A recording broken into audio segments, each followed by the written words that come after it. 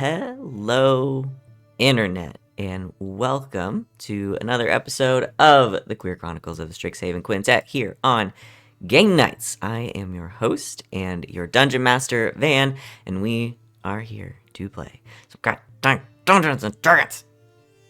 And I'm very excited about it. And I'm very excited to be here with my friends this morning. If you're with us live on Twitch, hello. Welcome. We're glad you're here. If you are with us in the future sometime on YouTube, hello. Come hang out with us on Twitch sometime. We'd love to see you live and the real thing. We've got, I don't have a lot to say generally. We've got social media you can follow. We've got a Mastodon, we've got a Blue Sky, obviously we've got YouTube. We've also got a Discord that you can come hang out in and talk about stuff that you like. This morning we're talking about anime. Come talk to us about the anime that you like. Come tell us about it on Discord. We love to hear it. Van, we talk about anime every morning. I know. But maybe there's a fun new anime we haven't seen yet. Or a fun old anime we haven't seen yet. There's a lot of them, just saying. And the new season has started. So, I already got one of my new favorites I'm going to talk about. Coming out with us. It'll be a great time. Today we're here to play Dungeons and Dragons. I'm going to let my friends here introduce themselves, tell you who they are, where you can find them on the internet, and who they are playing today, starting today with Rob. Should have warned you. Oh, God. I didn't warn you. I'm surprise. sorry. Yeah. It's me, Rob, or bonus stage Rob, or bonus_stage_Rob. You can find me at that handle, either or. You figure it out. I believe in you. On Twitter, Instagram, Hive, Twitch. Yeah. Currently just playing this game weekly, with more in the pipeline in the near future. And today I am playing Willoughby Wonderfoot, first year. Our Alan paladin / fighter / good boy. It sounded like you said Alan, like Alan was just like he's Willoughby Wonderfoot Alan. Alan! He's just my he's an accountant. No, that's Glenn. The lost wonderful. True, that is Glenn. And Willoughby's dad. Why is accountant my go-to? You have great respect for accountants. I do. I can't handle my money for shit. Here you go. That's what they're here for. Thank you, Rob. Next up is Rachel. Hi, I'm Rachel. Rachel is Beth, or Rachel is the best with the Zealand and 7S. I play TTRPGs on the internet with my friends. I'm here on Saturdays. I'm on LB Hackamup's channel running the Alien RPG currently on Sundays. So you can catch me, Val, and Van there tomorrow evening, where we had very chill first couple sessions. There was a party, and it was just a nice, sweet colony sim. And now they're going to go do spooky, scary shit. So if you like horror, tune in, because that's all it's going to be from here on out. Sorry, Brett. And today I'm playing Sereia Vale, the Water Genasi Circle of Wildfire Druid. Thank you, Rach. Next up is Val. Hello, everyone. I'm Val. You find me at the Kraken's Crown, lurking around the internet. I am here Thursdays through Mondays, playing and running games. You will next see me live this afternoon. We'll be returning to Hearts of Stone, our Blade Dark game, where we're doing crime all the time. You should come join us for that at 5 o'clock Eastern time this afternoon, and then on Mondays for Red Jenny, a Dragon Age TTRPG, where you play Dragon Age. It pretty much explains everything, and also crime. I have a theme with my games, and it's crime. But today I will be playing La Justicia, who is a Wizardister. Thank you, Val. And finally, we have Wally. Sup, y'all? It's me, Wally, your favorite non-binary sign best friend on the internet. You can find me on the social medias at WALLE182. Just type it into your Google search bar and you'll probably find me. You can find me here, generally playing games with all these wonderful people on this days. Just check it out. But also you can find me over on Husha_Kids YouTube channel playing some One Piece TTRPG. We're getting very close to our big premiere. We're looking to maybe even premiere it on Twitch and do some giveaways. And when I mean giveaways, well, you're gonna have to tune into some announcements. So, hey, follow me. So the announcement is actually pretty big. We actually have a pretty big one that we're working on with this. So I'm actually very excited with it. But yeah, just follow me on the social medias and I'll announce it. So check it out. But today I am playing Damian, the dragon monk who is powered by anime and Jesus. Oh, it is Jesus today. It's Jesus. It's Jesus today. You gonna walk on water? He's Wow, here with okay. us in the studio. I'm gonna walk on water. Damn. I mean, I can already walk on water technically. So Yeah. Damn, I was gonna put my hair up, but now I feel like I'm feeling holy. Jesus Oh, Christ shit. in the studio with us today. Welcome. Uh, I was gonna do a Winston Bishop quote, but nope, not. I don't think everybody's watched New Girl, so that would go. I've watched New Girls. I think I know what you're gonna say. Jesus had really great hair. Got overlooked because all the miracles. Sorry. That's really good. I like that. Oh, Everybody goodness. should watch that show. Yes, It's so everyone fucking should funny. Winston Bishop is one of the best characters ever created in a sitcom ever. Starts off Oh, slow, but he gets real weird. put it on the list, everybody. Put it on the list. You Of won't be disappointed. Too much media that we need to watch. Look, you all watch New Girl, and you can pick an anime, and I'll watch the whole thing. Just one? I don't know. Only one I gotta choose. Dang. Well, look, gotta start somewhere, friends. I'll think about it. One Piece. Ha ha ha ha. Oh no, not that one. You There's walked too directly much. into Rob's trap. Thanks, my friends. I do want to say really quick, you guys that have watched the show for a while will notice that Sid is not with us here this morning. She is fine. She is still with us. I don't know why I phrased it like that. Like she's no longer Yeah, with us. that was She's dark. fine. She just has had to step back from this time slot.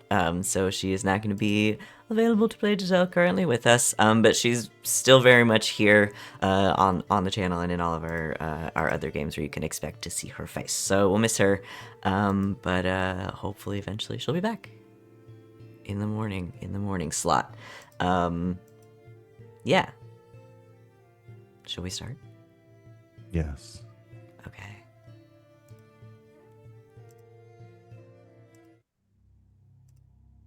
Oh, I'm scared already. Scared.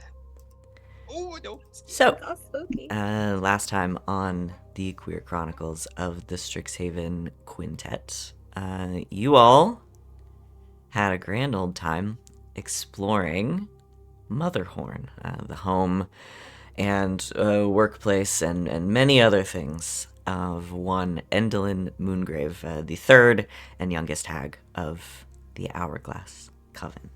You discovered quite a few things, some very interesting, some just plain horrific. You were able to solve my prison puzzle, break into the prison and set free Glimmer Senelenian, Gleam's twin sister, who is currently... Why are you making that face? I just don't know if I had heard their last name. You have. Oh, okay. We have. Yeah, she literally introduced herself with it. That's a Okay. hell of a I think I last only name. focused on the first name. I was like, it's her. It's long, yeah. And Millennium. also not important. I just remembered No, it. sorry. So I want to say it. No, I didn't mean that directed as you.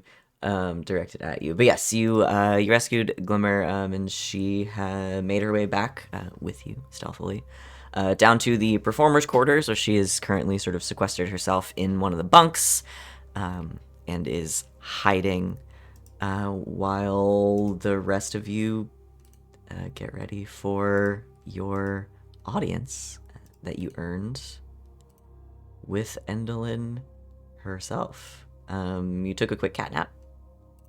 Is there anything else you'd like to do in the last few minutes you have before stage fright comes to collect you? Mechanically, I could not be more ready.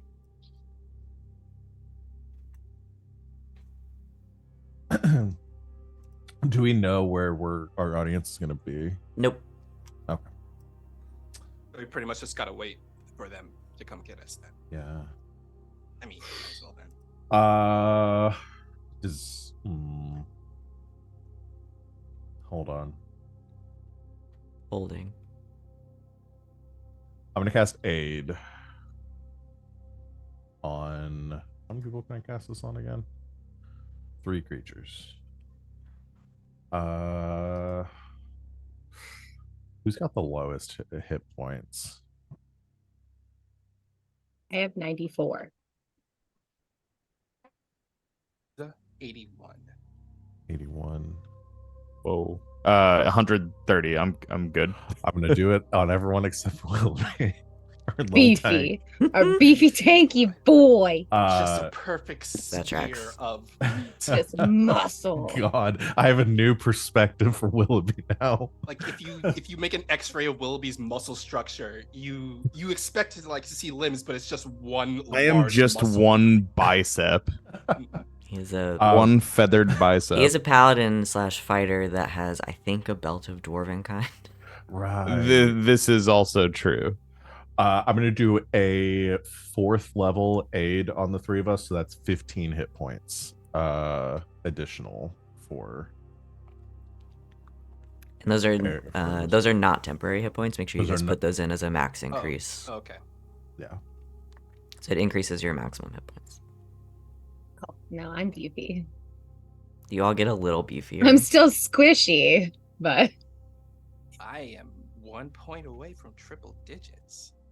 Did the +2 AC show up when you equipped your? yes, Towels? yeah. Okay, So cool. now my base AC is 14. I know. It's so sad. I was expecting No. a low number, but I was expecting above. I was expecting No. 15 or higher. No. No. That's Okay, not her well, job. I'm glad I She's gave it the fine. secondary effect of giving you Mhm. 10 HP. Yeah. Oh my God. Look, she's great. Everything's Okay. gonna be fine. That should put all of us above 100 though, or less. Willoughby, or Damian, you pretty close. You're muted, Wally. I have high AC. I am good. Okay. Wally's at 99. Oh, so close. I'm so close from one. Sorry, if I had more than 2 5th level spell slots, I would have done. Ooh.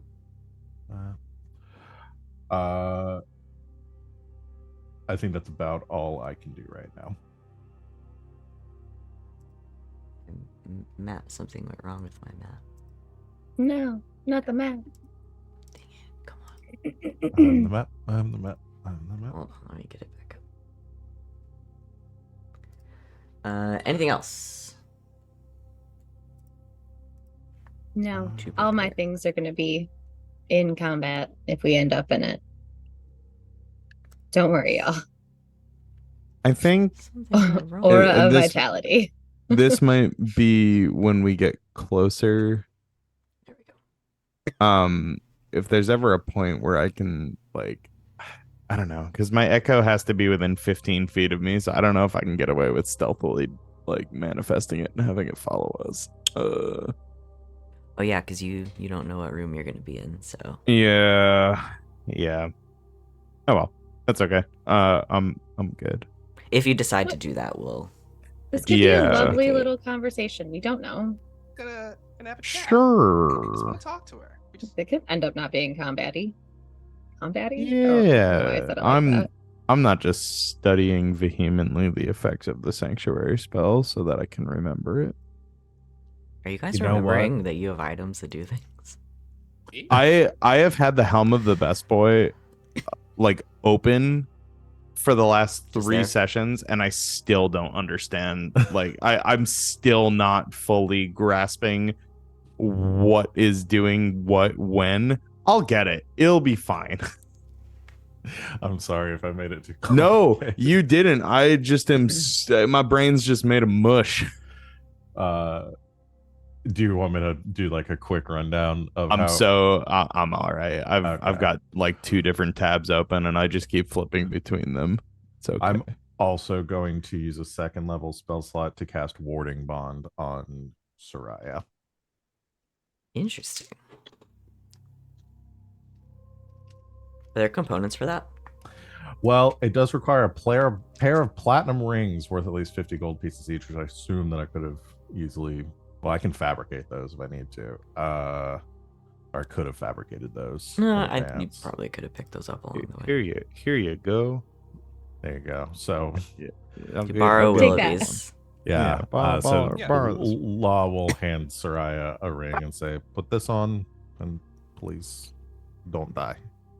Damian looks at this. He goes, It's not like Willoughby that. and Damian both just. I just grabbed Willoughby. Didn't want to make it weird, and they already made it weird.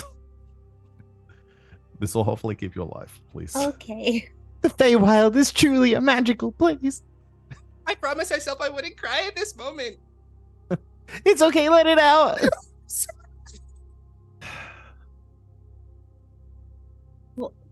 This is why I don't like sharing things with my friends. I'm red. Uh, It's funny. So that'll give you a +1 your AC Okay. and resistance to all damage. Oh, okay. And then I take the damage You that you take take. half, yeah.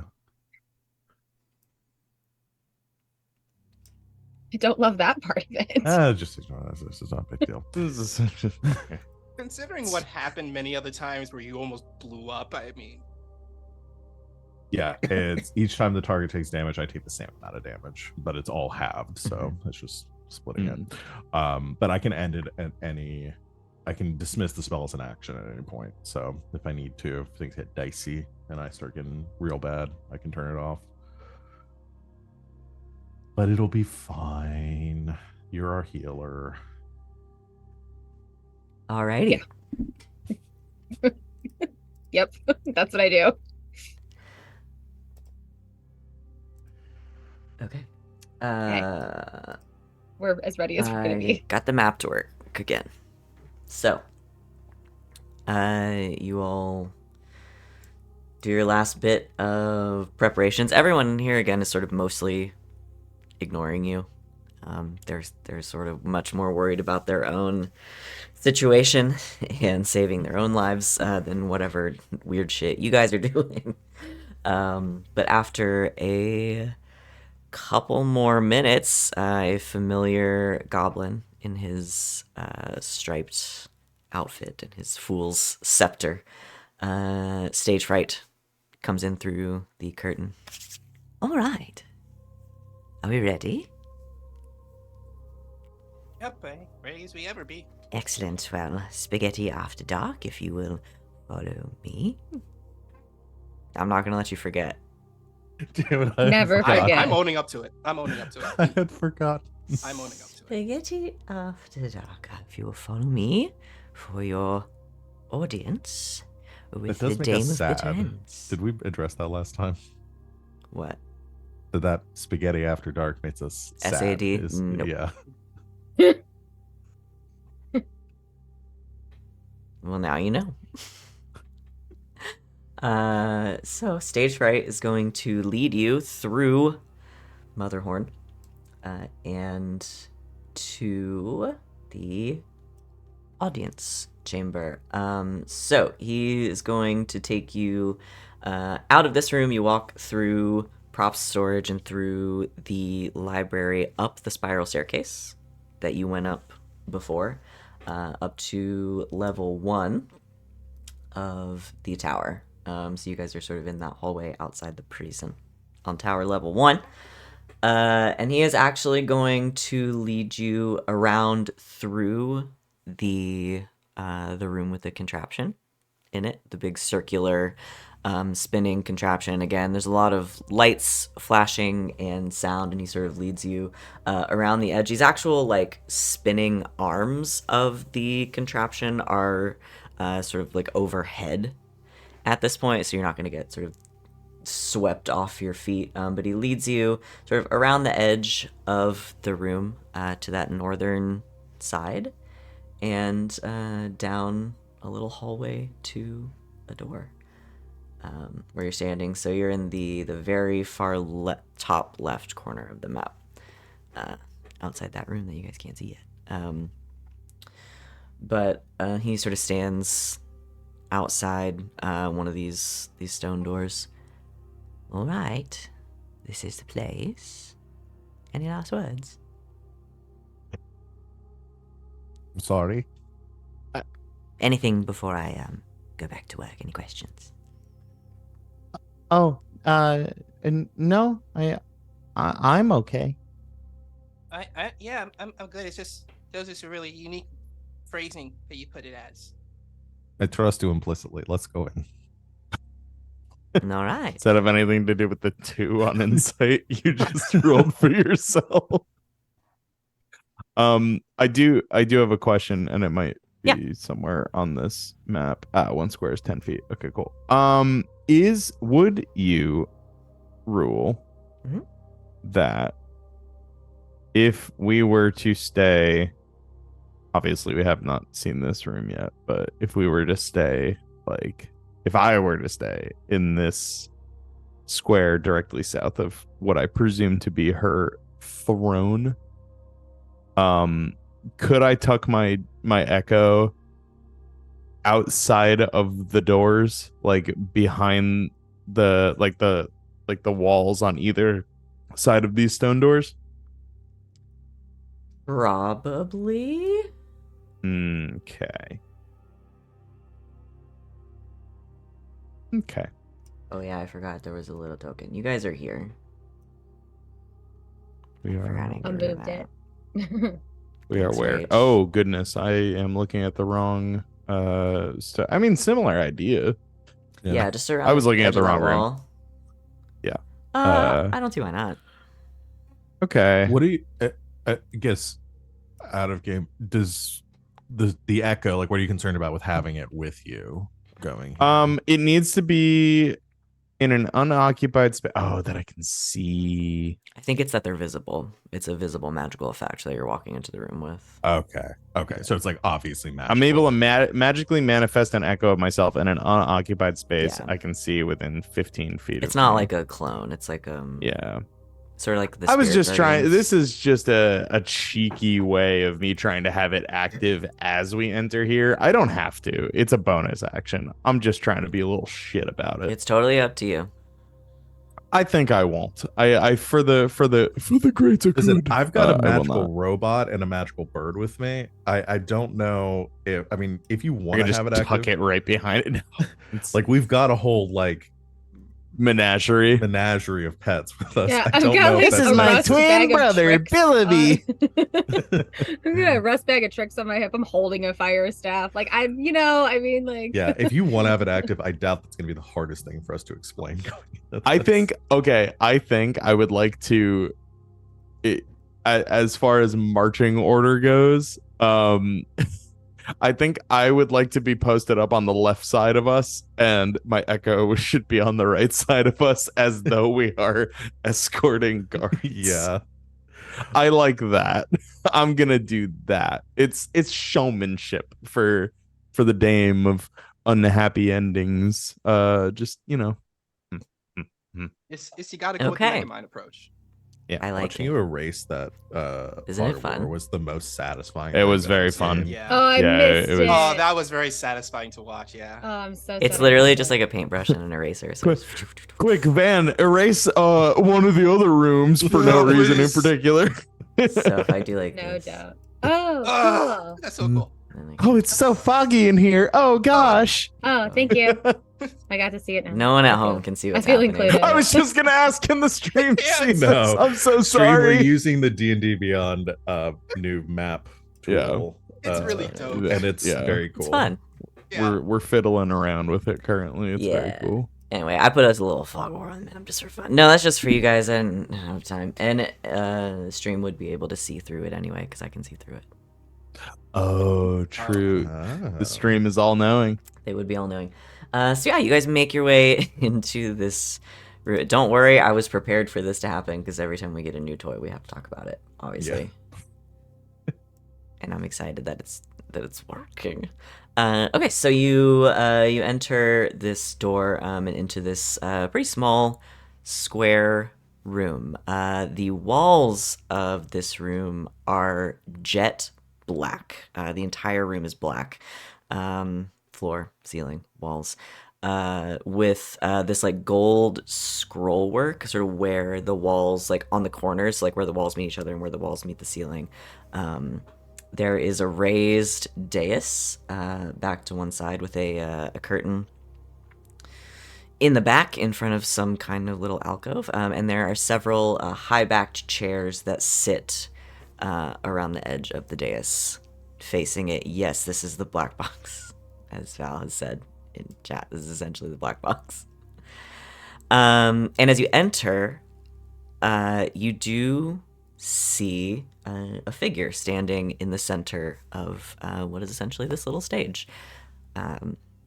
Just waiting for you.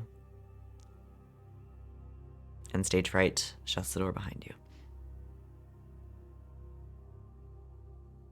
I'm definitely going to take the group's lead on this, but when we introduce ourselves, I will bow with both me and the Echo in a flourish. Okay. Yeah, you guys Using, make like, your way in. Like using, like, if I can, like using my background feat trait, I would like to make sure, like, I'm composing myself how someone would meet someone of reference in the Feywild, despite the fact that we beat the crap out of our sisters. Yeah, you'd know that. Yeah. Yeah, so Willoughby, you make your way in, you and the Echoes bow, Damian following suit in the traditional way of the Feywild that you know, which everyone else has seen at this point. You guys have seen Damian just bow a very certain way a few times now. And the person standing on the stage just ever so slightly kind of nods her head to you. You see up close for the first time, which the art is posted in the chat, who you can assume to be Endelyn Moongrave. She is tall. Her frame itself is mostly hidden in this very like elaborate contraption of a dress she is wearing. She has this tall sort of black hat with a veil coming down covering her face, so you can't really see many of her features, mostly because she doesn't have very many. And obviously what is most notable is this huge dress that is clearly held up with like metal rods. The bottom of the skirt sort of comes to points, like several points around her, so you don't see any feet or anything like that on the ground. And it moves a little bit like a spider does, sort of clicking across the stage. She peers down at you and says very quietly, sure, it takes her hands, which you can see, she's not wearing gloves or anything. Her hands sort of come out of the folds of her dress, and they are purely skeletal. There's no skin, there's no muscle, there's no anything on them. There's full, like, bone, and that's it. And she kind of folds them together. Welcome, seekers of fate. You have come before the Dame of Unhappy Endings. Are you here to glimpse your doom?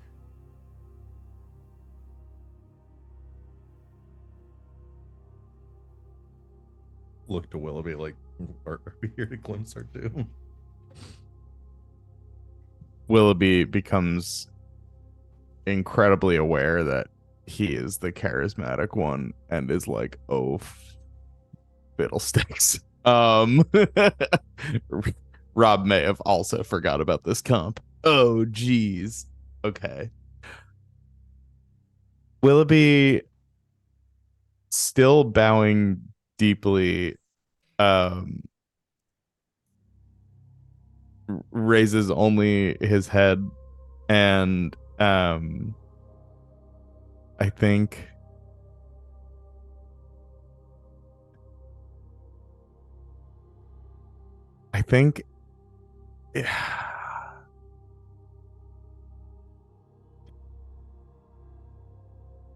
I've never been more nervous.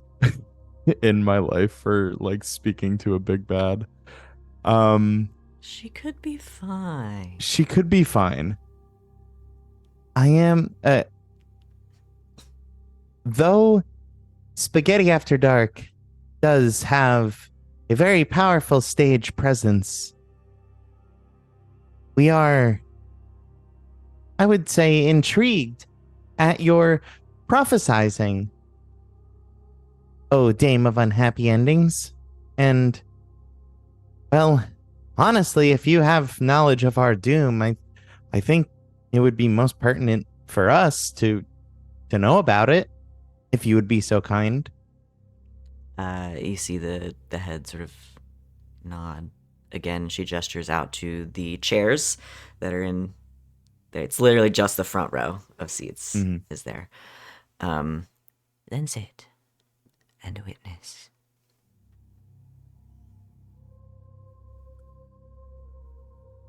Willoughby sort of glances at the party, and I think maybe his echo takes a seat first as he gets a vibe from the party. The last time I sat in a chair in a hag's home, it was a mimic. Yeah, I'm just gonna throw that out there. I'm a I was little gonna wary touch- of sitting I was in going the to touch chair. the back of the chair and then lift my hand off of it. Yes. real Yeah, quick, like real Damian is gonna go to the Yes. back of the chair and like flick it really Wait. hard, like you would, like bam on the back of the chair before sitting down. Sereia pretends to be clumsy and just like runs into the chair with her hip. Hang No. on. I Damian think slaps the back of the I chair like, think that- man, this is a great chair. I think the echo goes off and like dusts and like fluffs the cushions on each chair before each of us sits down. They seem to just be chairs. Okay. The seeming Great. part is concerns me. They're not sticky when you touch them, Oh, that's which is better than I can say for most of the others. Like sticky as in like not sticky as in mid, but sticky as in like they haven't cleaned in a while, kind of thing. They're neither. Okay. They're perfectly this clean. row They're was in the not splash zone mimic during the sticky, last but there is performance. like this really stubborn like stain that won't come out of Popcorn one everywhere. of them. There's just popcorn and like jelly beans everywhere. No, they are Yeah. they Whoa! they are well maintained, and also they don't try to eat you. Okay. I'll sit in a chair. Willoughby slips on a jelly bean. Whoa! chairs and Whoa. doors. We'll never trust those again. You shouldn't. Crunches a stray piece of popcorn. I'm just Yeah. kidding. Now that and it screams and turns into a mimic and tries to eat your toe. No! Teeny One tiny mimic. mimic. Can you? Mini A mimics. popcorn mimic where Popcorn- the oh, that's frightening, bucket is a no. mimic and all the popcorn kernels are also tiny mimics. No, that's horrifying. I'm gonna write that But down. funny. That's the weirdest. That's like, imagine just getting like a big old tub of caramel corn. Like Sometimes I come up with some really weird shit. All right, so y'all sit down. Act that bites you back. Goldfish. You all sit. Endlin waits for you to sit. Her hands sort of folded in front of her.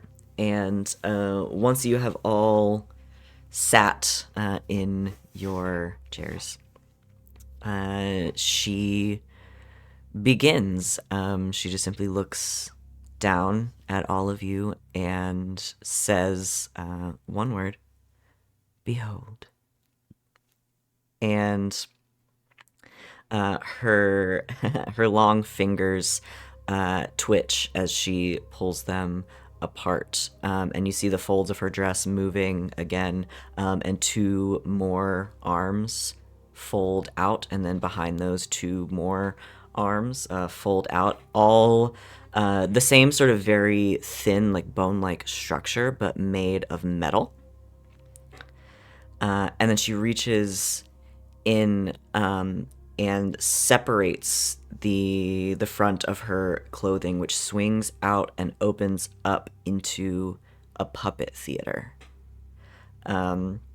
Using her now 6 arms, she pulls at the strings of several marionettes and begins a puppet show featuring prominently 4 puppets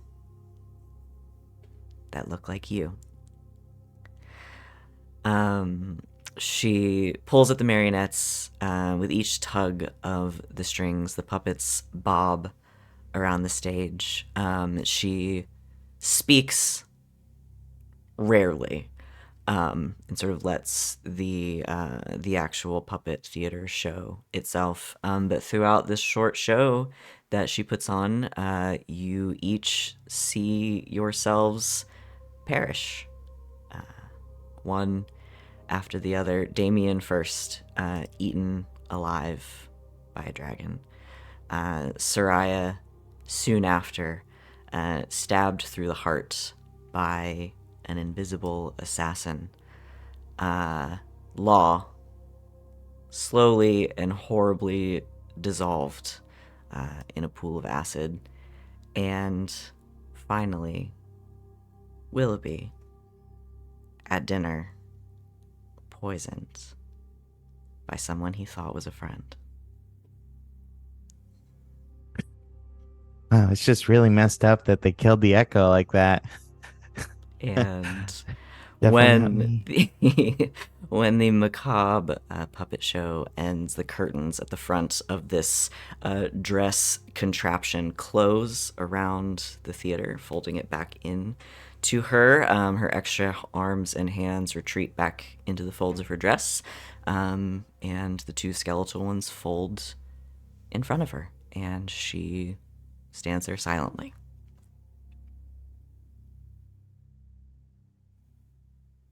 So, are those like etched in stone kind of prophecies? I suppose it depends on how you look at prophecies.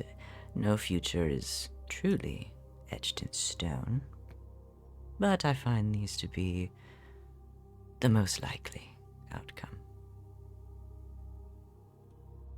So these were prophecies and not like threats. No. Okay.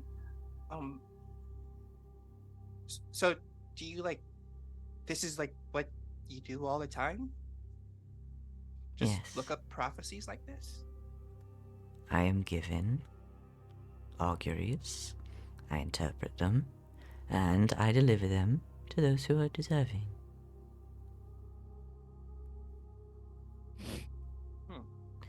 Now what can I do for you? You have come to bargain, I assume?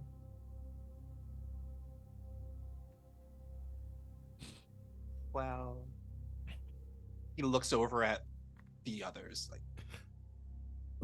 Sort of, yeah. It's just like shaking her head very slightly, like absolutely not. Law, when you say sort of, she kind of, her head kind of directly towards you. Well, I suggest you make up your mind. My time is valuable. And you are not. Ow. that hurts. My grandpa That says we does all have a hurt. value in life.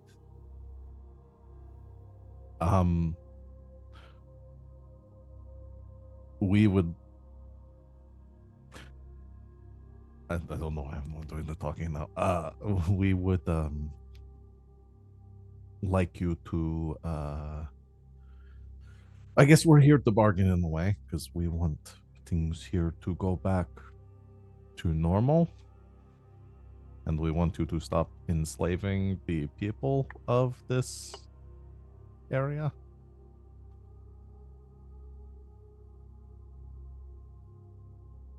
And if I refuse?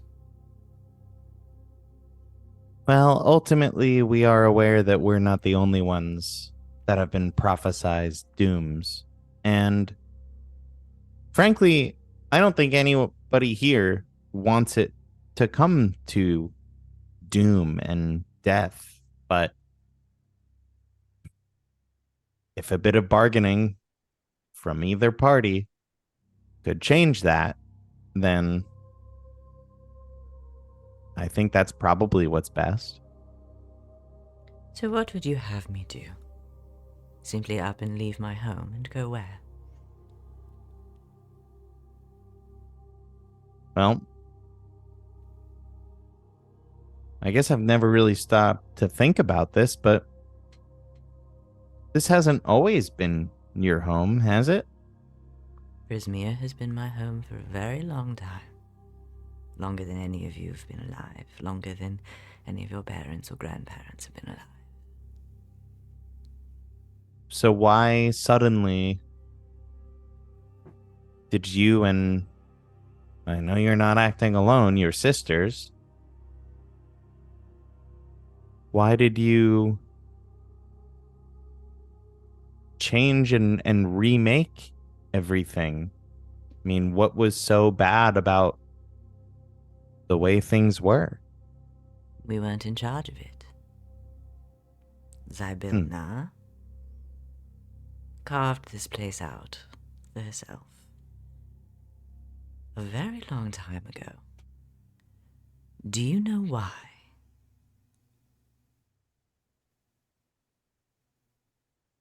I'd No. like to hear your side of it.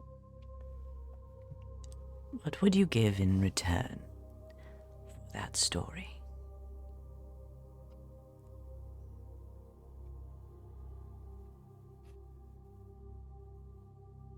A story of my own. Interesting. All right. What is your story about, Willoughby Wonderfoot?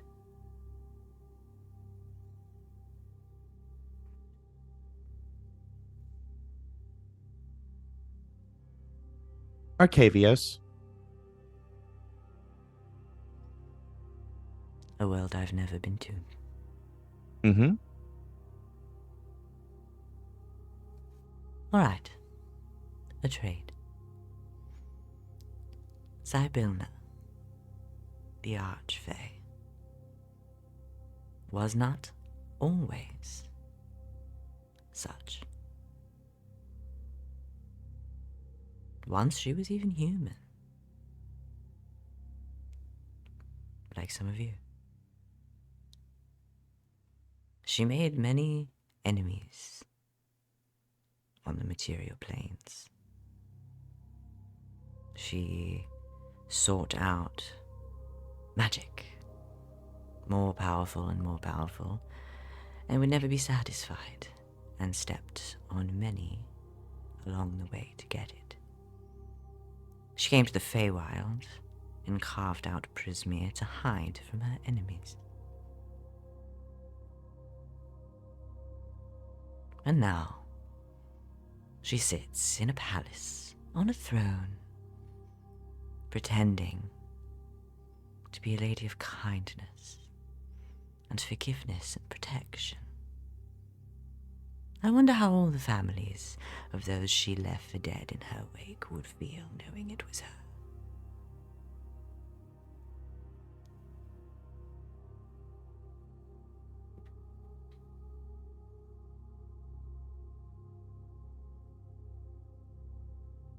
And what you and your sisters do is for the benefit of people like that? What my sisters and I do is take the world we were promised and make it in our own image. But if you said all this about Zybilna, that sounds like, from your perspective, that they weren't a good person or their intentions weren't good for this place. Then why'd you donk it up so much? Because My dear Damian, that is the difference between my sister and I. She claims to be helping. I never said such a thing.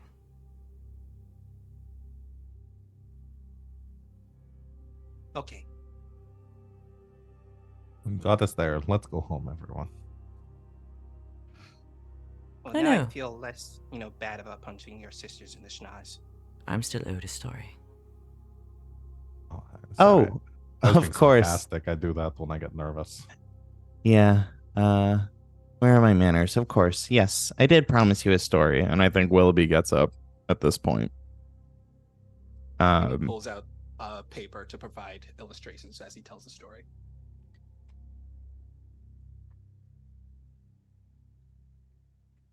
I'd like you to imagine a place of magic, though it looks a mighty bit different than what you're used to. A place where people go to study it, go to learn all about it,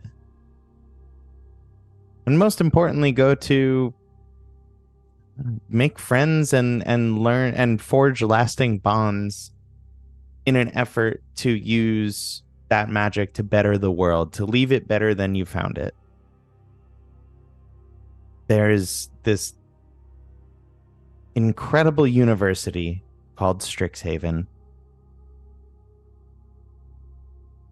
And every year, hundreds, perhaps thousands of students mill about the Biblioplex, this grand library, starting their journey to forge these bonds and learn magic and learn a world around them. And inside the Hall of Oracles, 4 people found each other.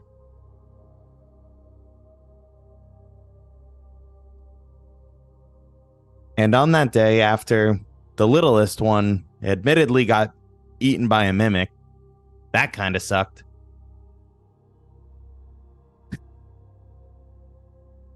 Shortly after that, the 4 gained a reputation as do-gooders, as heroes, and they often tried to go it alone, even though they were continually surrounded by more and more friends and loved ones who were just rooting them on. And there were strange goings-on at Strixhaven, and there were encounters with slods and various weird oozes and a lot of frogs, like a lot of frogs, and a bog and a pub that crawls. And ultimately, somebody who was unhappy with no longer being in charge of people and wanting to taint this wonderful and magical experience that students were promised by the university, promised by those in power. Somebody sought to snuff that out and remake it in their own image, or I don't know, just ultimately worse off for everybody but them. And Mergaxor found that 4 people surrounded by their friends, their mentors, their loved ones were strong enough to overthrow that ambition. Later on, they possessed like a baby. It was weird, like a doll, it was a class exercise. But sorry, spoilers for the slight sequel, or spinoff. And eventually, obviously, we met a 5th friend who I'd like to think that would have been with us from the very beginning, and he sort of like claps Damian on the shoulders. They also would have stood up against that adversity. And I guess the moral of the story is that when there's somebody that is trying to unmake what has been made so wonderful for those around them, there are always going to be people that can put them in their place.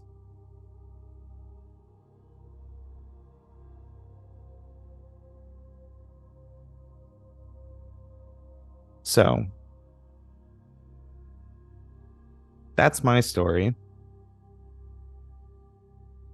And it sounds a hell of a lot different than your story.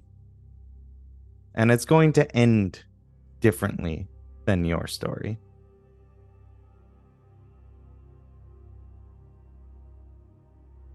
So choose your next actions very carefully.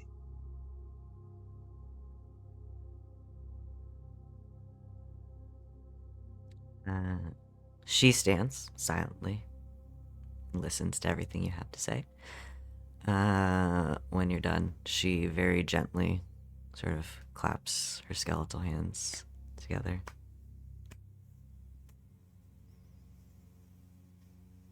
I do love a good moral. It leaves people with something to think on. Now, you've seen your stories. I've heard one from you. Our bargain is complete. I will let you leave.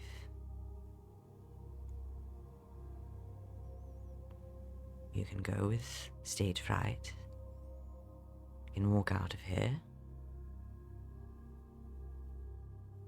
You can leave my home be.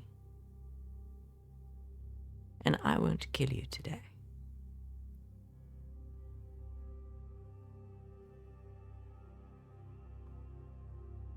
Or you can continue on this path. I walk down the dark road that leads you to the center of Prismere, to the palace of Heart's Desire. You can continue on, walking through the danger, holding each other's hands, and knowing that the only thing that lights the way are your lives. You can continue. And when you reach that heart, my sisters and I will rip yours from your chests. Bring it. Make your choice.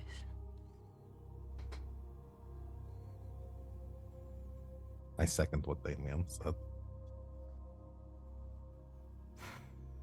Because honestly, you pretty much said it yourself. You have no intent to help out this place at all whatsoever. And I get you feel like you got wronged. I get you feel like that you got screwed over. But you're creating this really fucked up vicious cycle right now.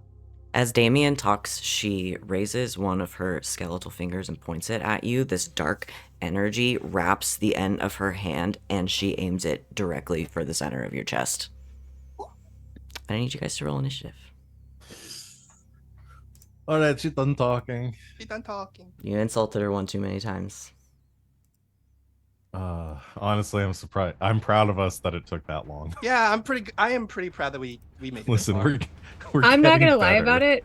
The second she revealed those freaking thingies, I almost just conjured my my wildfire spirit behind her.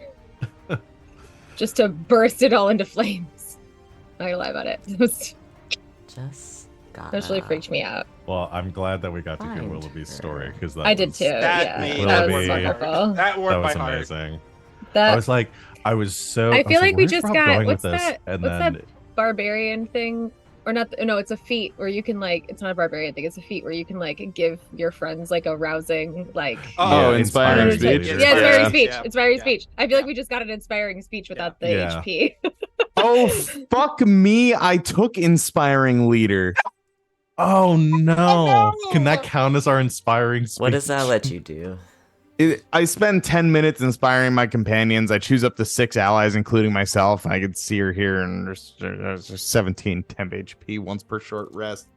I'll allow I it. knew I took that at some point, and then I couldn't find it. I'm That's so so illiterate funny. with like D&D Beyond. I mean, Sometimes we summarized what Willoughby's speech was for the stream, so we didn't do like a full 10. But that could have been. 10 I'll minutes. allow it. It's thank too you. it's too You are perfectly placed, not so- I to. know. It's in other. I need to remember that I need to look in other. The only reason I know that is because I have that on my barbarian. That's so funny. I I took was like, it. that feels like an inspiring speech. I took it and like promptly forgot about it. It was the feat I took last. Well, it was perfect.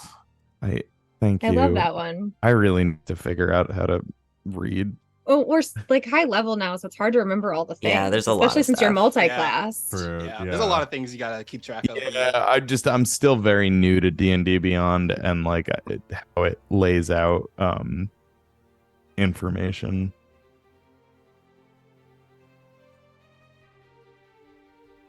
Oh boy. All right. HP, there it is. Thank you.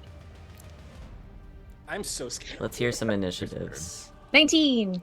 I got a 21. I rolled a 6 and a 9, so I'll take the 9. I got a 10. Okay.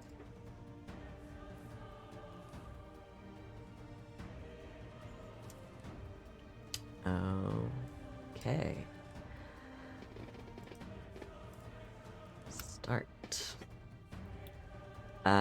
So what spell rolling quiet? Oop. Come back.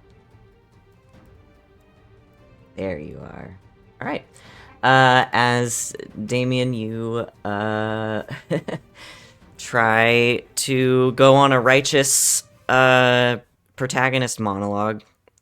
She blasts you directly in the chest with this horrible sort of black energy. I need you to make a Constitution saving throw. Save, okay. Okay. Oh boy. Dice, where'd you go, dice? You know what? There it is. Okay. Con save. Okay. Okay.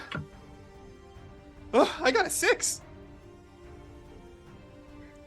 Okay. You are gonna take some damage.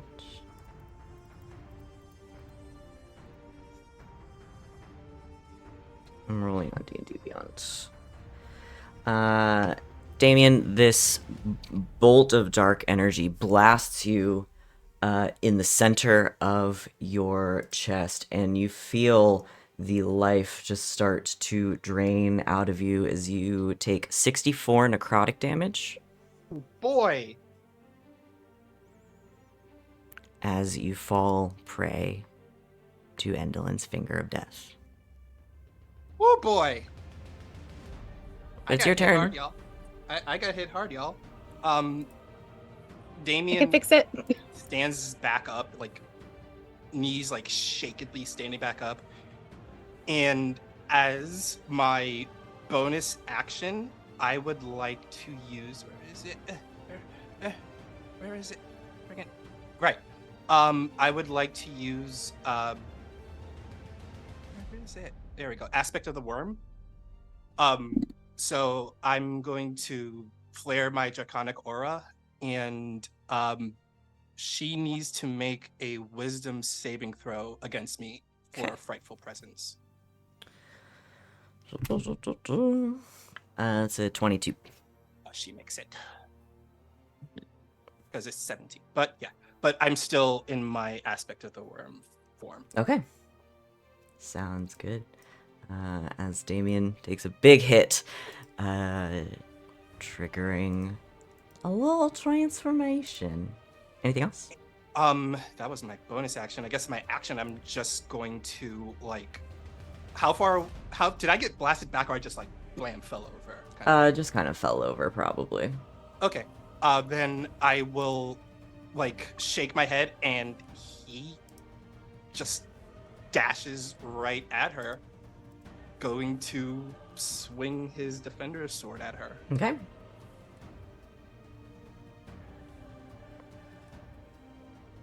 That's a 19 to hit. 19 will hit. That is 8 points of magical slashing damage. Okay. And second hit. That is a crit. Okay.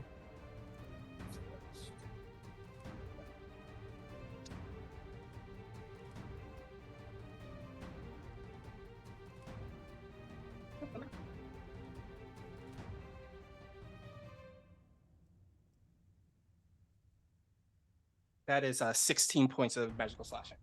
Okay. As Damian springs up and sort of launches himself up onto the dais, swinging twice at Endlin, you try to cut into her through these contraptions, and you hear the clanging of like metal on metal as you hit the sort of the metal boning that's keeping this dress up. You don't see any blood or anything, but you did hit her with a sword twice.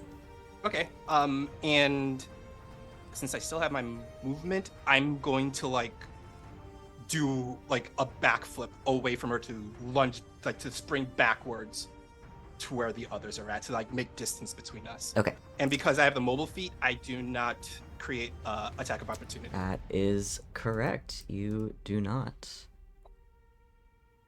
On. Let's see. Go back up. Go back up. Gotta go around. Anything else? That's it. Like Damian just like lands back where the others at. It's like, guys, she hit me really hard. It hurt a lot. Sereia, it's your turn.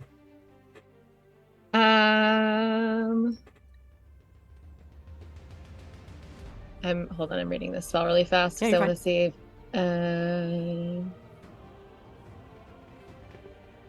Okay. I'm trying to decide if I want to just use my do healing spirit if I want to wither and bloom. And I'm not confident in necrotic damage on her, actually, considering that's what she's dealing. So we're gonna just I'm talking myself through this, but I'm just gonna do it. I'm going to cast my healing spirit just like right next to Damian. And cast that at 4th level. Okay. So I'll have to concentrate on that in case I get hit. But as the little spirit appears, it's like I don't know what we decided. The other one looks like the flame atronach or whatever. So I think this one we decided it just kind of looks like a little floating ethereal, same thing, just appears next to Damian and touches his shoulder, and you will get back 3d6. Oh my god, only 7. Thanks, D&D Beyond. I was hoping for more than that, but it's still around, and I can move it and use it to heal people as a bonus action now. Okay. Up to 5 more times. Nope, 4 more times. Because I just used it once. And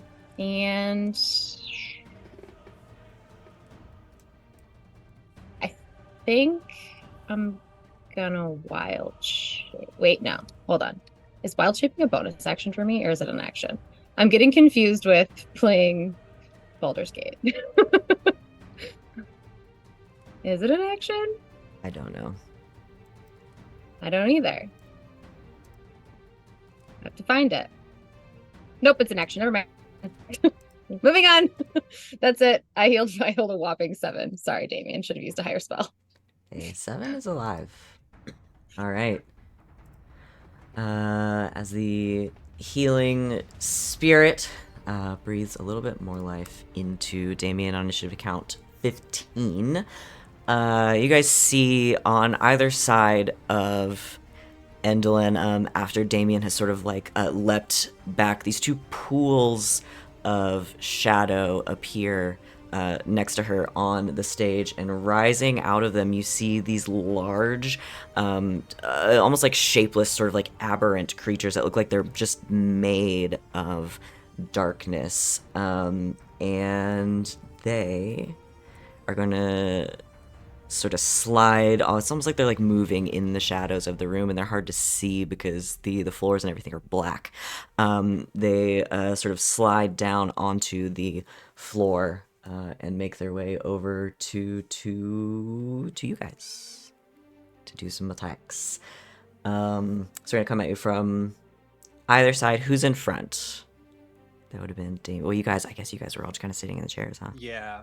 I know I pretty much am like parallel, I guess, to Willoughby next to Willoughby. I know. Because nobody Yeah, else I has had moved, I had gotten up to right. do the whole story thing, so Definitely Willoughby. imagine, yeah.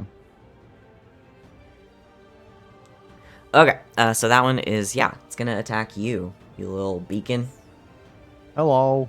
light. So it is going to, again, it kind of like snakes up from the floor and it opens its mouth, these horrible, like long, like black teeth, and tries to bite you. Except it rolls really bad. I'm gonna say a 9 doesn't hit you.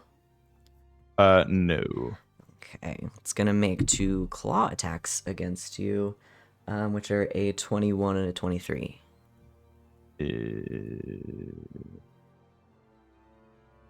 Sorry. Oh wait, I am... you have Sanctuary on, right?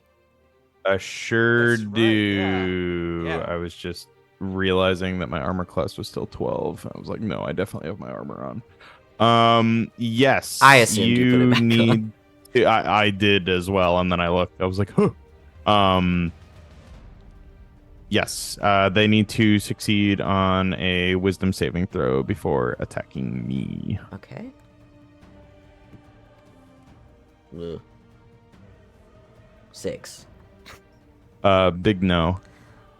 Okay. On a failed save, they either must choose a new target or lose the attacker spell. Oh, they're gonna choose a new target.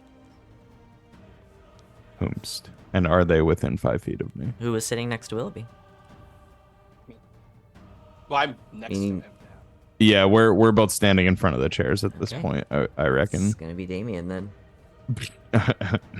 I have protection. So disadvantage. Yeah. Oh, that's really bad. 12 That misses. for the bite. The other 2 are a 25 That hits. and a 20. Yeah, I That can't hits, do yeah. anything about those. I'm so sorry. Yeah. So you, Damian, I need you to make a wisdom saving throw. Okay. As this shadow horror slashes into you. You have +4 from me, Is by it the way. like is it a charm effect or anything like that? It's not a charm. It's a frighten. Oh, frighten? Oh. Okay. I got a 7. Did you get my +4 in there? That will be an 11. That's Wait. still very much a failure. Yeah. You are currently frightened of this creature. So while it is within line of sight of you, No. you have disadvantage on ability checks and attack rolls. Oh no. And you are also going to take Oh no.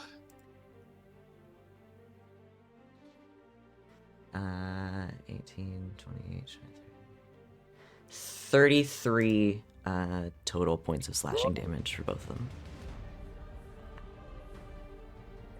So like 9 out of 99. I can fix it. I can fix it. The other one comes up out of the black tiled floor again, and this darkness just sort of starts to like extend from as it lets out this horrible like sound. And I need all of you, everybody within 60 feet, to make a dexterity saving throw as this darkness just lashes out across the room. If you're within That is- 10 feet of me, get +4. I'm gonna say that's That everybody. is a Okay. 31 for me. A what? A 25. 31. 25. 25. Okay. 23. 19 with the +4. Okay. What was Willoughby? 23. 23. Yeah. Okay. You all succeed. And I think. Yep. Yeah, you just succeed. So all of you succeed. It's probably good. And as that darkness sort of washes over you, there's just this little sort of flash of Willoughby's radiant light that sort of keeps it from taking hold. And that is its turn. Law, it is your turn.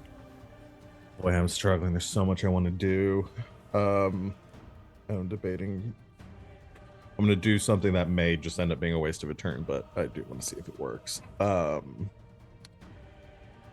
am going to use my action to cast Law, like hits the dot on their little like spell book, flitters through a couple of spells, and finally like rotates onto one and projects outward using a minor illusion up above us the image of an eclipse with a sun like partially obscuring an image of a moon. Okay. Because I want to see if it does anything to her like it did with her sisters. Okay. How long does Um, that stay? That'll stay for a minute. Okay. It's not concentration. So yeah, I want to try that to see if it does anything because we don't have the shit with us right now. So No. I want to see if that maybe messes with her on her turn. I'm guessing I don't get an idea of that yet. No. If that does anything to do anything here. Okay, that's my action. I'm gonna use my bonus action then to send to send Dutch into let's see. One of these shadow things is over next to like Willoughby and Damian right now, right? Mm-hmm. Okay. So I'm gonna have Dutch move up next to them so I can give Damian more protection against more attacks if that comes up. And also have Dutch use their action to to help. Dutch is gonna use the help action to give Willoughby advantage on his next attack against if he attacks the shadow creature. And I'm gonna do the same thing with Gadget over towards Endelyn to do a help action against her if anybody attacks whoever the next one to attack her is. Okay. And that's all I can do. I love it.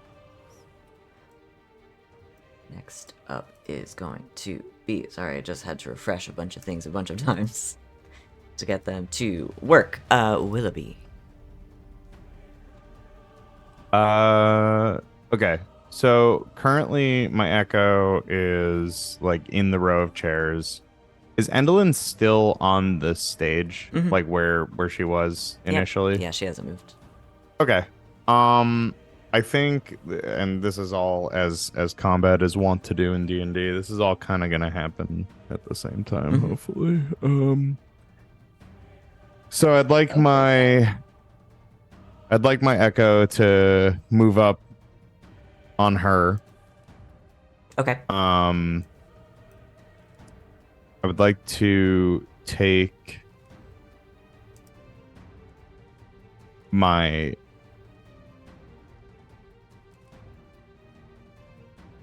you know what? Yeah. Let me just absolutely double check that I can do this. It's not. No, it's whenever I take the attack action. Okay, cool. So bonus action, I'm going to manifest echo teleport. And I'm going to swap places with my echo. Okay. So that I am attacking Endelyn. This is kind of up to you Just because specifically Law said that they were giving me advantage against the hand thing. But I'd like to have I'm gonna unleash incarnation and make an additional attack from the echo's position because I'm about to take the attack action. Mm-hmm. So would you give that advantage? Yeah, you can have the advantage on that one if you want. Okay. For the help action, I don't actually think I have to specify who it is. It just says you aid a friendly creature in attacking a creature within 5 feet. Well, yeah, I mean, you have to say who it is. It was the 'Cause initial. the idea is that you say how you're helping, but Gotcha. Yeah. Well, no, that one you. Okay, gotcha. I also, and this might make it a moot point. It's also whenever I take the attack action, I make an additional melee attack from the echo's position. So technically, it's all me. yeah. Okay, cool. So sick. I'm going to attack Endolin then. Okay. My God, I'm gonna throw this dice in the trash. You have advantage against Endolin too. Thank God. After that entire thing of me getting it specified, I've completely forgotten what advantage means because I'm just. It's like there are a shit ton of rules or something. It's like I'm a fool. Listen, my Don't whole talk goal about my during friend this that fight way. is just to set up Willoughby for some big old chunky hits. So Thank that's you. what I'm doing. I'm just gonna keep Damian alive. Please. That's what wanna I'm double doing right check. now. That's my whole. I've got all it. I'm trying good. to do. I'm just gonna keep Damian alive, so Damian can do punchy things. Okay, that is a Just gonna follow you around. Get better. that's an 18 to hit Endolin. An 18 will hit. Thank God. Okay, so I'm going to expend, you guessed it, a 3rd level spell slot. And hit her with a divine smite. Unfortunately, I cannot make these super fancy inspiring smites because that's a bonus action, so I've already done that. Okay.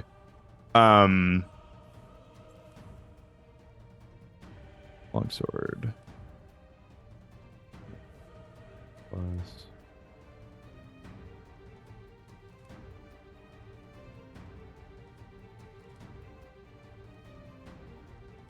Oh God, I'm so sorry. Holy shit. 4. There we go. Okay.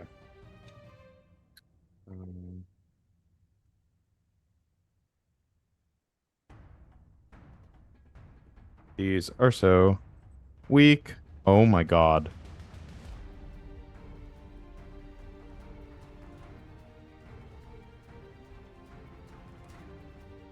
I did this in a really backwards order. That's 15 radiant damage. Okay. And the another 15 slashing. 30 total. She did not like that. Oh, good. I didn't like how I rolled 2 1s in that exchange. As you attack and let this blast of radiant energy sort of washes over her. It actually, the radiance sort of like sets fire, not sets fire to, but almost like burns up the like half of her veil. And you can see her exposed jawline underneath it is just bone. Ew. I didn't want to interrupt, but you also get an additional 2d8 damage from the helm because she hurt Damian. What? Right. Holy shit.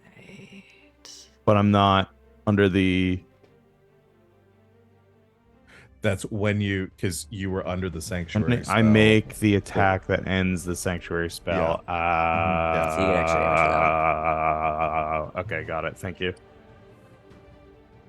As if this game wasn't complicated enough, we started making our own rules. Also 12. Okay. Thank you. Get her ass. She did not like that. Good. I'm gonna do it again. Does the other attack get advantage? Doesn't freaking matter necessarily. I think but it's just the first attack you It's just- make. that's okay. That's a 23 to hit. And that will hit. Damn, she You're- has the you're- highest you're- AC of you're the dang three, but Skippy. Yeah, well, she's about to have the highest fucking injury count. I don't know what that means. So that's gonna be Starts 12 her off. slashing. And Willoughby's super duper pissed. That's another 3rd level divine smite. Okay. Okay. Killer B. Willoughby. Fuck him up, Willoughby. Willoughby Murderfoot. Another 18 radiant there. Okay. And then the echoes. Jesus. The echoes attack. That's the end of Willoughby's attacks. The echoes attack Oh boy. is going to be. I'm gonna see if there's a specific modifier there. It just says. I'm assuming that they're using my longsword stats. Probably. I would assume so. I would think so. I'll double check after this turn. That's It says gonna you be make an attack, right? Mhm. So I would assume it's like your weapon. Yeah. Yeah. That's a 22 to hit with the echo. Yep. Oh, well, they technically get advantage, so. Oh, okay, it's gonna be a 22 to hit. Oof. 10 slashing from the Unleash Incarnation attack on the Shadow Hand thingy. Okay. And I think that is all I can do. 10 damage to the shadow. Okay. Wait, I can action surge. That's not a bonus action. Oh my god. That's a nat 20 Evil. on the first attack against Endelin. He's doing it again. He's doing it again. Willoughby Murderfoot. That's cool. Make a run. Boy, she's gonna hit you hard if she And it's lives like, this Uh, far. Oh that's yeah, what she lives happened through to my this. Willoughby sisters. is- Yeah, Am she's I- like, oh, I understand now. Is my how do crits work? I don't know why I always forget. Double all the dice. Double all the dice, thank God. Okay, so that's gonna be 10 slashing. Okay. And we're divine smiting at a 2nd level now. Because I'm at a 3rd levels. Okay. Woohoo. Okay, that's gonna be another 12 radiant. Okay.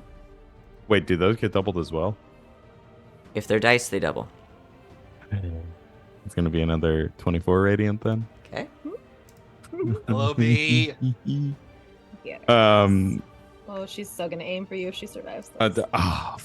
Fuckity shit. This is a 15 hitter. Nope. Okay, Willoughby got a little bit lost in the sauce there. I'm gonna. The adrenaline took him a little bit. Yeah. Yeah, I'm gonna unleash Incarnation again on the Shadow Hand thing. Okay. Does a 20 something hit? Yeah, their armor that's a class lot. is like 13. It's just a big shadow guy. And then that's another 13 against the Shadow guy. Okay. You do like over 100 points of damage in that turn. I think so. Well, I hope so because my dice rolled like dog shit the entire time. So, God. yeah. Okay, that's actually the end of my turn. I'm gonna go look up Echo Knight stuff now. Okay. Well, wait a second, because it's Endelin's turn. No. No. Wait like a second. No, Just he one killed her. second. No. He's Willoughby. She's dead. Nope, I can't wait. Oops, sorry. Here I go. Whoa. Endelin stands very still. It's her veil like half burned up by Singed. radiance, and you can see her just skeletal visage beneath it. And her head looks down at you, Willoughby, as she stands towering over you. And she just reaches down and sort of grabs you by the shoulder. And I need you to make a Constitution saving throw.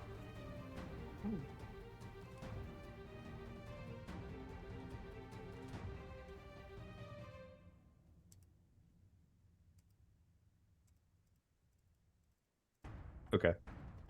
It's not gonna help me.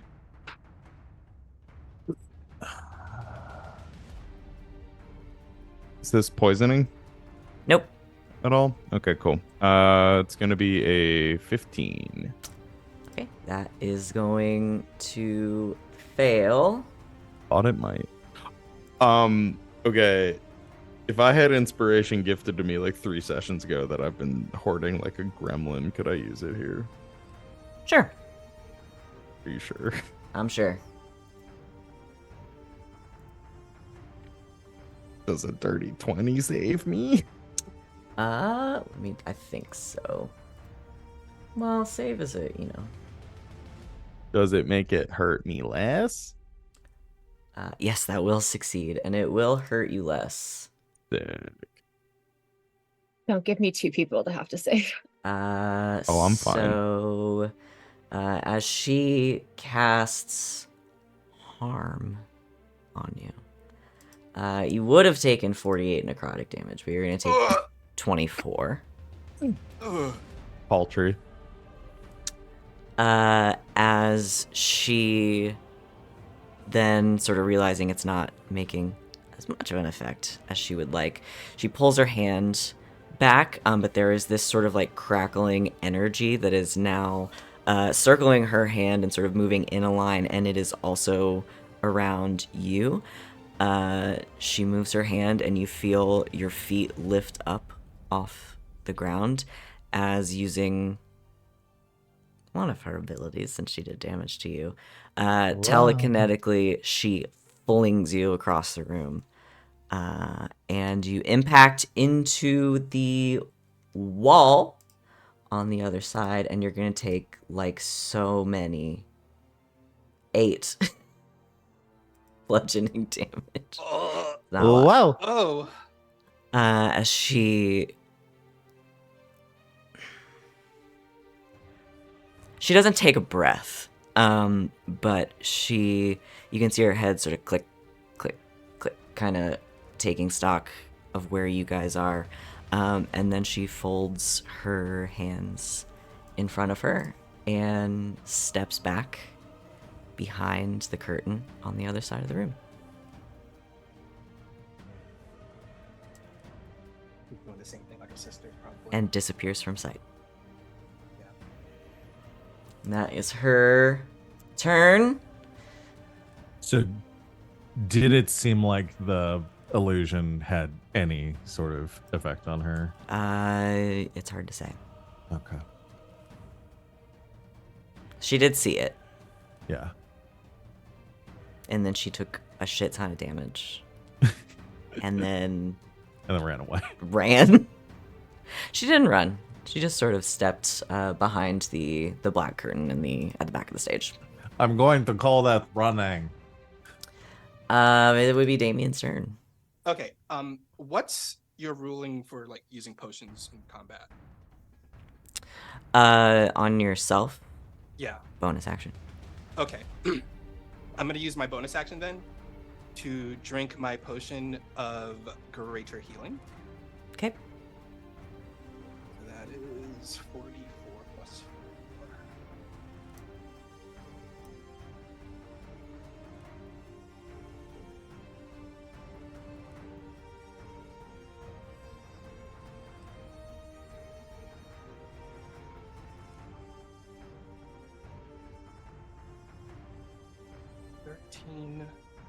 Plus 4 is 17. I chug the potion, I get back 17 hit points. Okay. And I would like to use my action to do stillness of mind. So I can use an action to end one effect on myself that is causing me to be charmed or frightened.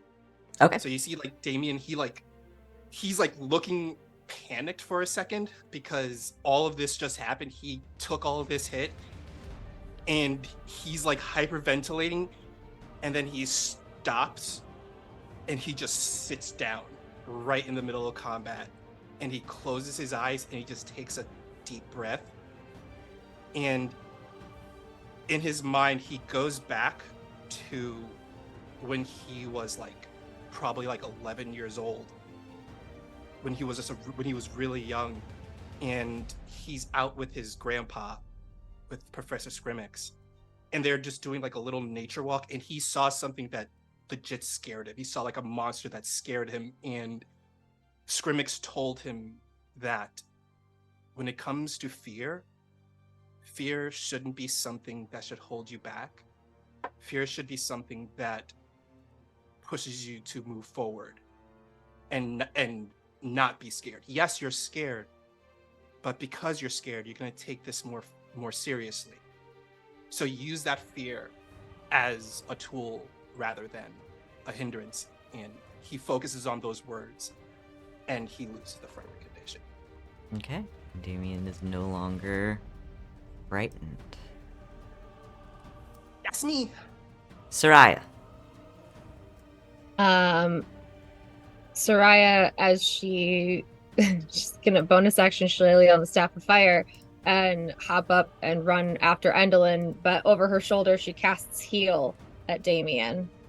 So 70 hit points back, my dude. Oh, yes, there goes thank my you. there goes my Oh 6th my level God, spell thank slot, you. and she's running after Endolin Okay. with the Staff of Fire with Shillelagh.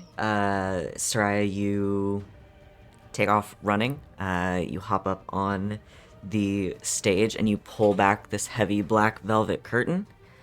And in it, there is a small stone alcove and nothing else.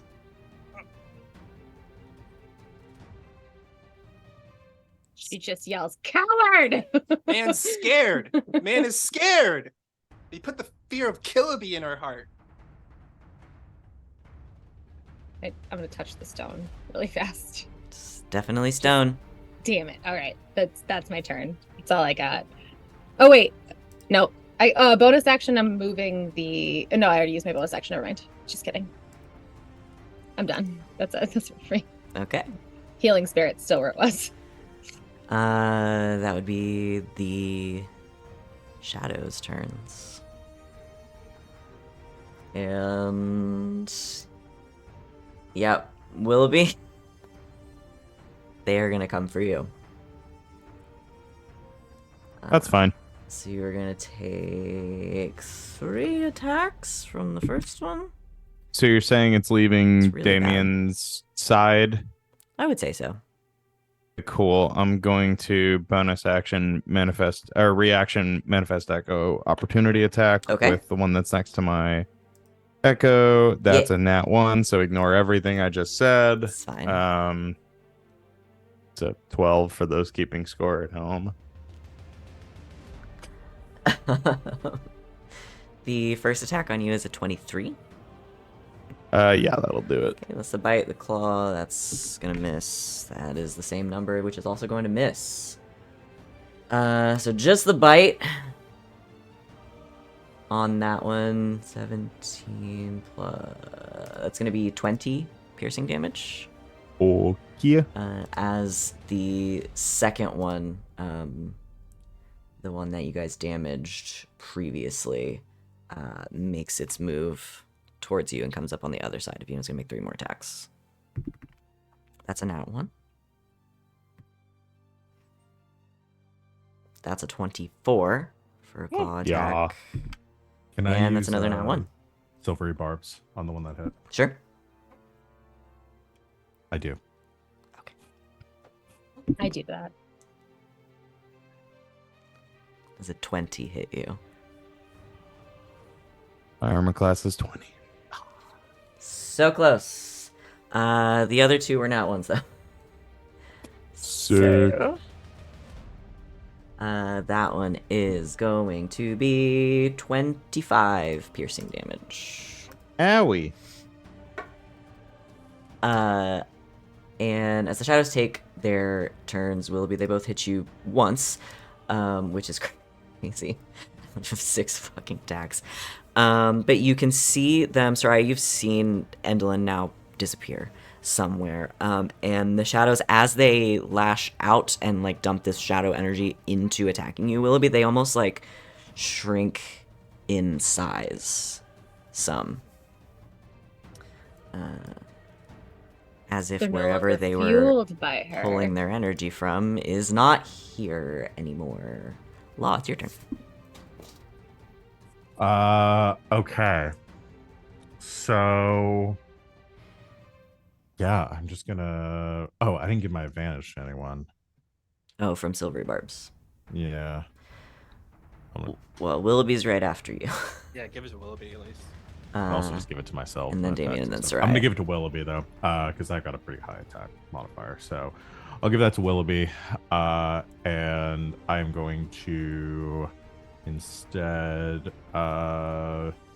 we've got the one shadow dude, a Willoughby, and then They're are both of them with Willoughby. Oh, they're both Willoughby. All right, I'm gonna help Willoughby there.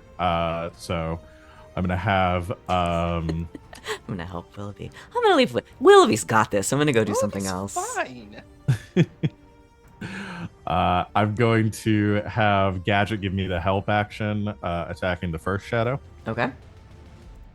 Uh, I don't think you guys can miss these things, honestly, but yeah, it's mostly for the potential crit. we'll see. Well, it was a 1 and a 6, so 21. 21 will hit. Yes.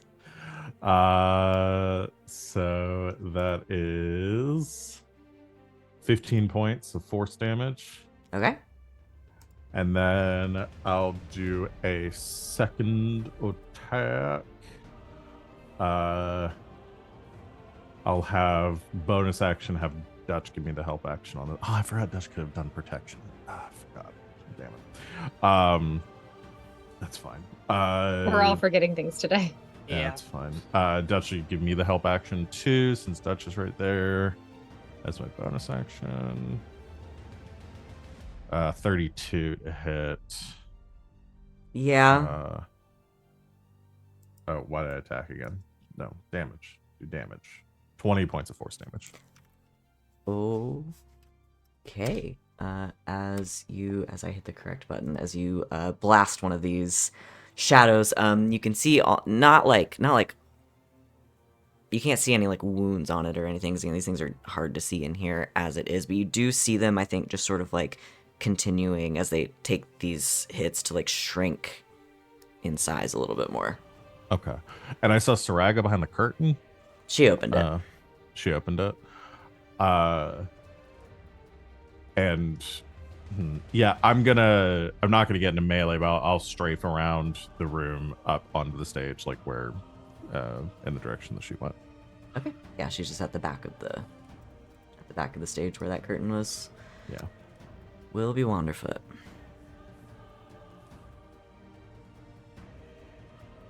Okay.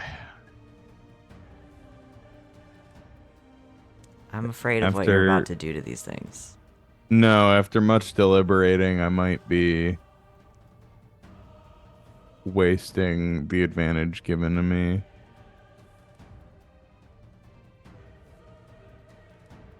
I would like to locate object. Okay. I would like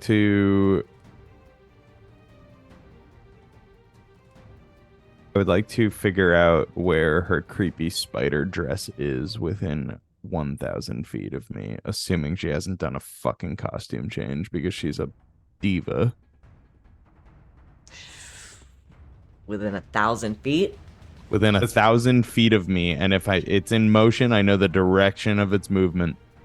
That's so galaxy brain to do. To, like, That is the big clothing. I have that- stocked locate objects since we began the Feywild because I was afraid we were going to get separated. Yeah. And I was like, I know what each of my friends has. If I lose any one of them, I'm going to locate them using this. Did not think I would need this right now. How precise is locate object? Spell can locate a specific object known to me as long as I have seen it up close within 30 feet at least once. The spell cannot locate an object if any thickness of lead, even a thin sheet, blocks a direct path between you and the object. It's very specific. They painted with Specifically lead. All these lead. rooms are painted with lead paint. Oh, surprise. Surprise! It's lead paint, and underneath it is All asbestos. lead All been breathing in lead this entire time. That's what kills us. It's the Classic asbestos. mistake. That's very specific, but you can Talk to me pinpoint later, it. y'all. Yeah. Endelin's dress is Wasn't sure if the puppets disappeared. I was just like, the dress. Her about face. That's the object. because she's definitely within 1,000 feet. Hi. Is about. Hold on, I gotta check something really quick. Imagine the equations in Van's head right now of like trajectories and 15, 30 If a creepy skeleton bitch is traveling at X miles an hour, is going in one direction. Willoughby Wanderfoot is chasing her in the opposite direction. How long could 45 I make? feet up cool. and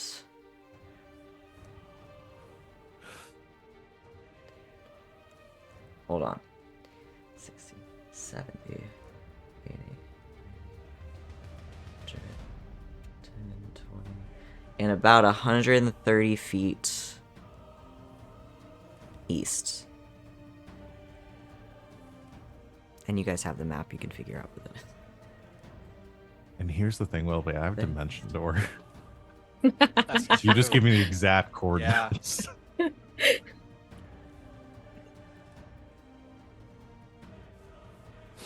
And we'll go get murdered in a room together. Yeah, east southeast of where you Okay. currently stand, and about And and up. Okay. My maps. You sense its movement. Checking. I think so.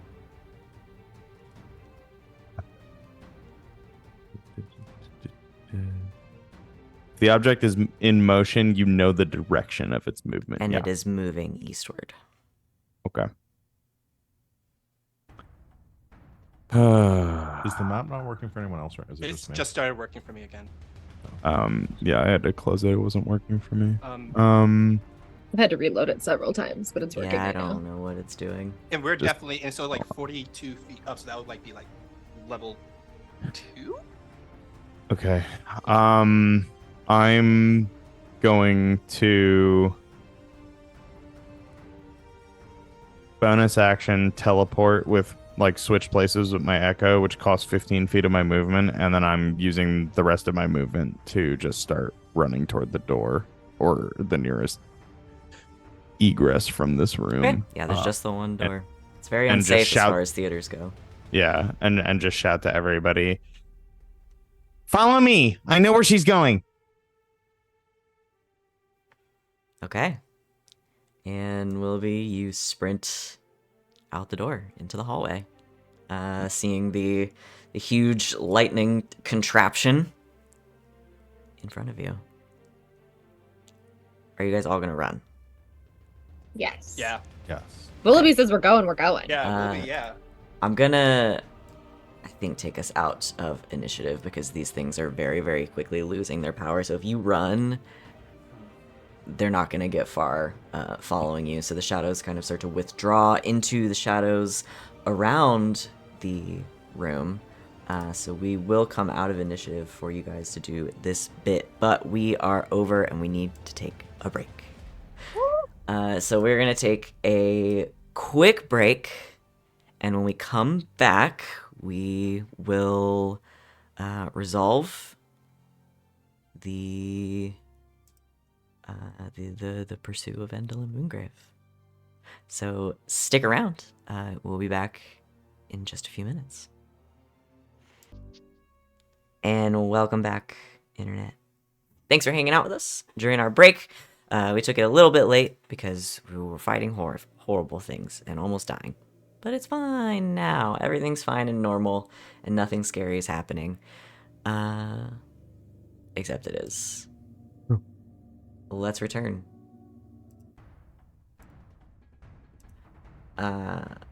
Ooh, chase sequence music. I like it. What are you all gonna do as Willoughby says he knows where she is and sprints out the door? I am going to run after Willoughby. Damian, where are you at with hit points? I am back up to like near full. Sereia cast gave me heal. that- She gave me that So good juju. yeah. Okay, because I can drop a cure wounds on you. Oh no, I'm good. I'm like 3 away from my full. Was anybody else hit terribly hard? Nope, just me. It's just you Okay. guys. Just you guys. Use your own lay on hands on yourself. I am going to. I've only burned 2 spell slots, so. And I am going. Can I drag my healing spirit with me? What does it take to move it? Bonus action. Every 6 seconds. It can move 30 feet. So it probably will fall behind us if we're. Yeah, it'll start falling behind, but I'll just drop it, and I'll recast it if we need it. But I can hit Willoughby with it before I can move it like right in front of him, and as he goes by, it can touch him. Just give a crisp high five. just a crisp high five as he goes by. Yeah, let's do that. That's funny. And you can just have 9 more as you go by the healing spirit and give it a crisp high five. Sweet. Yeah, I've also spent 30 of my own lay on hands on myself. I think in the same motion that I hit the thing to cast off my armor, I just sort of like tap myself and use lay on hands on myself, Okay. and then just break into flight at this point. Oh shit. okay. So here's where you guys stand right now. The shadows are not going to follow. They were hemorrhaging energy as it was. So you all run out of the room and into the circular room with the large spinning contraption. I will remind you while you're in here. You guys can see the ring. You can also see it on tower level 2. This machine, this center part where that dotted line is, it is open above you, except for that balcony that is on that tower 2 level. It goes straight up about 80 feet to the ceiling, and the lightning rod goes out. So this room, the top of this room is open to the next level. And Damian and Willoughby can get up there on their own, or like if they just wanted to go straight up that way instead of taking the we stairs. could go. Like Mhm. we can go up easily. Yeah. I can also wild shape. Well, I was gonna say I've got the carpet. Oh, or that. And if the 2 of us and Dutch wanted to get on the carpet, you want to save your wild shape. Yeah, sure. That gets the rest of us up. Gadget can fly. Everybody else can fly. Yeah, that'll save some time. Okay. Assuming we don't just want to go up the stairs and see whatever that other blacked out room is that we haven't been into. But Do we go for map completion or do we Yeah, do we go for the? full I think maybe we go for. If you're map going for map completion. completion, I'm turning the exciting music off. I think maybe map completion post boss fight. Yeah. I was definitely kidding. Listen, I'll do it. I'm just gonna send. I'm just gonna send my familiar out to clear out the map while we're in combat. Okay, so let me get all my notes here. Okay. Because are we guessing so- based on Willoughby's directions? She's probably in that easternmost room on the top floor. Probably. I would assume either that or outside on a, I don't know. She's that general direction, yeah. flying script, like director's chair. There we go. That's better. Oh, that would be so funny. Oh please, That would she's be on fun. it. I would love She's that. like- She's on a pops it giant out. clapperboard. Just Yeah, she's on a giant slate, just writing a Sitting. slate around, and then she claps it. that I would mean, be it's like most of the extremely theater funny. people that you've introduced me to, Vance. She's on a giant bottle of vodka. Oh, and it's definitely tequila. Oh yeah.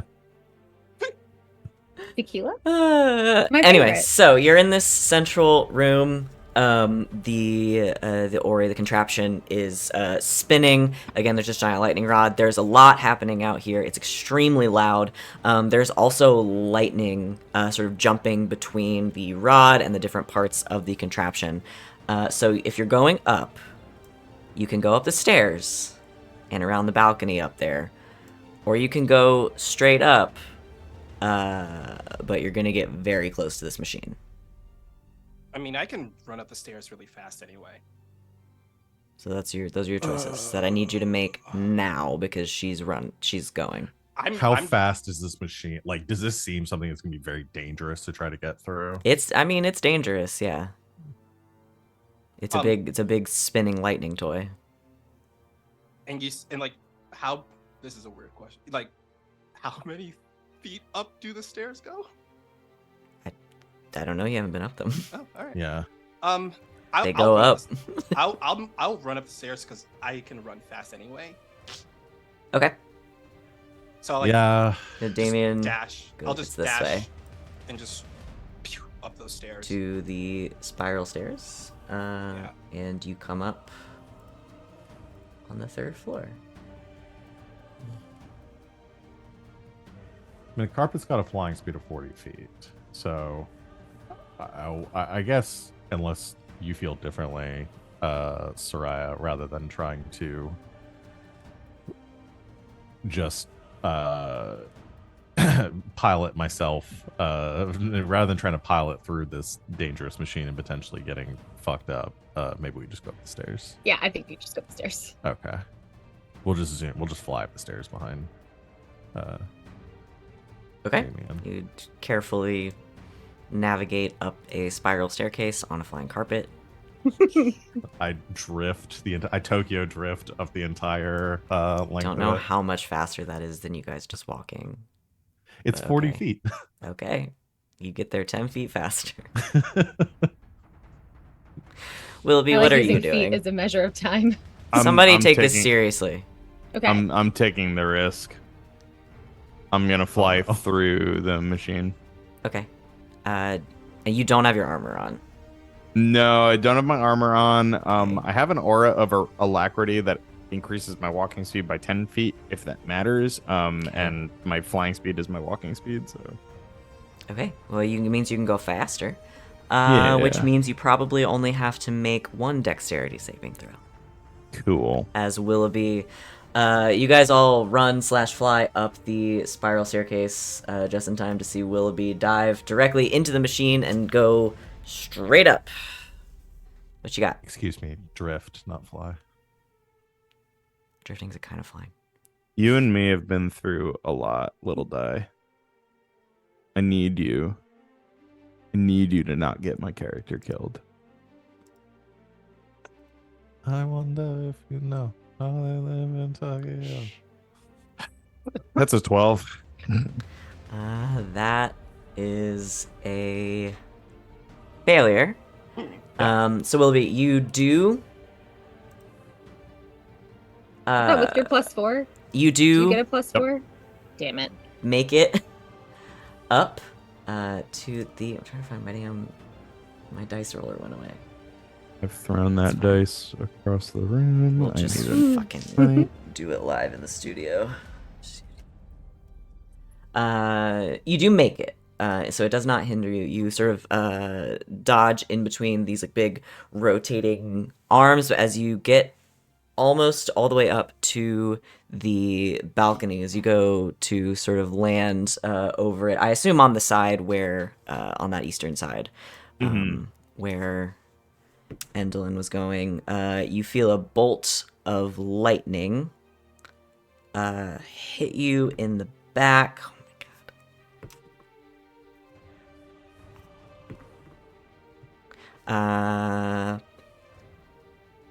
Yeah, you're gonna take 42 lightning damage. Yikes. 42?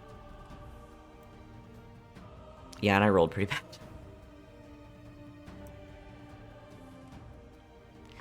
Luckily, you weren't wearing your armor, so you didn't have to make the save at disadvantage. I guess. Thank goodness it's Yeah. So yes, a bolt of lightning hits you in the back, and it sends you kind of like tumbling over the balcony rail. But you quickly hop back to your feet, and you guys can see a little bit more of what's going on.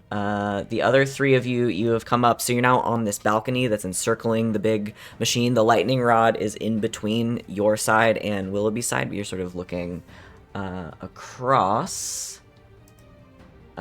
As you see this balcony sort of open up into a hallway.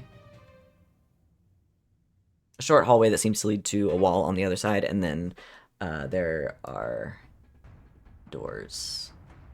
One on your left and one on your right. I'm gonna look over at Willoughby, and I'm gonna look over at the hallway over there. It's like, did she go that direction? I follow my locate object at this. Oh fuck me! It's concentration. Oh yeah, roll me a concentration Ooh. check. It's half of 42. Jesus Christ. A 2's not gonna do it. 10. No. So as you tumble over the balcony, that last sort of tether that you have to wherever Endlin has gone in this, and then you feel like she was close to you. That tether snaps, and you lose her. Okay. Or her yeah, dress, rather, but to- you assume it to wasn't going the- on its own. Yeah. Yeah, to the best of my sense of direction, my internal compass, I'm still having trouble seeing the map, but I'm gonna assume that whatever eastern area that Damian's indicating. Yeah, so essentially there's the big balcony that you guys are on that is around the I can see it the again. top of the room, and then there is this short hallway off of it, and then essentially there's one door to your left and one door to your right as you're facing this Okay. wall. 50-50 shot, adventurer. Yeah. While Willoughby's figuring out where we're going, Sereia's gonna run over and see the lightning singeing off of his feathers and drop a cure wounds. That is going to be 17. Thank you, Magic Man. I'll also drop a Cure Winds on Willoughby too after when we're flyover. Just Okay. I don't want Willoughby to die. I don't want Willoughby to die either. I don't either. I'm gonna. These are. Look, the echo has to be within 30 feet of me. I'm gonna pop the echo at the north door. I'm gonna go to the south door. Let's just open these doors, huh? I'm gonna go over- Okay. I'm gonna go over Give me to the another north door. 14 to you, Willoughby. Thank you. I'll go over to where the non-echo Willoughby is at. Okay, so yeah, if you guys are facing down this hallway, Willoughby, you send your echo to the door on the left. That'll be the top door on the map. Willoughby himself at the bottom door, the one on the right.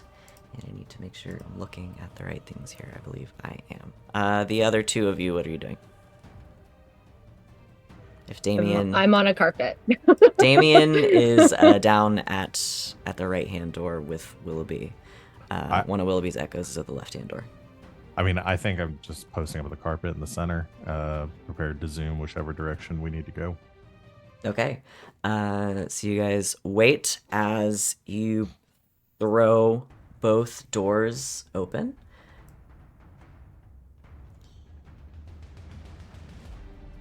I get to do erasing. Willoughby, you look back briefly, and as your echo throws open the north door, you see what looks like an office. There's a desk and a bunch of papers lying around. There's some books everywhere. But no movement, however. But as you throw open the door in front of you, you see disappearing around a corner through a doorway and out onto a balcony, Endlin Moongrave. As you hear this this metal contraption that, as you rush in, you can see sitting on her balcony, come to life as she hops on to her ornithopter. Oh, snap. There's some art of it, but it is a flying machine. It is essentially shaped like a large bird skeleton that has like fabric pulled between the bones of the wings and a saddle on its back. It's sort of like half skeleton, half machine. As she jumps onto it and kicks it, the side of it, and you see one huge flap of its wings as it starts to dive off the balcony with her on its back. Would Sereia you well allow me shapes to make into a ranged giant attack? vulture. Yeah, Damian will run over to the edge and like shoot a gout of flame in a straight line. As Okay, she dives down to hit the wing. Willoughby's in first. Okay. Everyone can take one action. Let me just double check. As she goes. I would like to throw my javelin of lightning at her. Okay. Nice. I was gonna use it on the last witch, and then I didn't need to, so it's getting used on this one. Okay, what does she have to do? Survive. Wait, that's the opposite of what you want. Okay, the roll was fat. Thank you, magic die. So, will a 27 hit this thing? Oh, yeah. Sick. She needs to make a DC 13 dex save. Might surprise you to know that she's not good at those, especially not with a 6. Yeah, there's no way. Hell yeah. Okay. She is going to take. Where are all my D6s? I ate them. They got me. Okay, there. There's a snack. Don't chunk. Look, folks viewing at home, please don't eat your dice. No, man, don't. Man, there are impressionable youths watching this. No, Okay, no. first of all the youths out there, don't chomp your dice. Not unless they're metal dice. If they're metal dice, now you eat that shit, all right? No. You put that shit in I your don't gullet. endorse any of this. We all stick our dice in our mouth.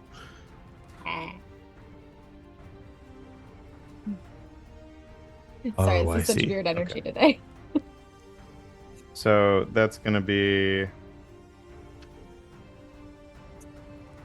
It's gonna be 8 piercing Okay. and 11 lightning damage. Okay. She's gonna make one more save.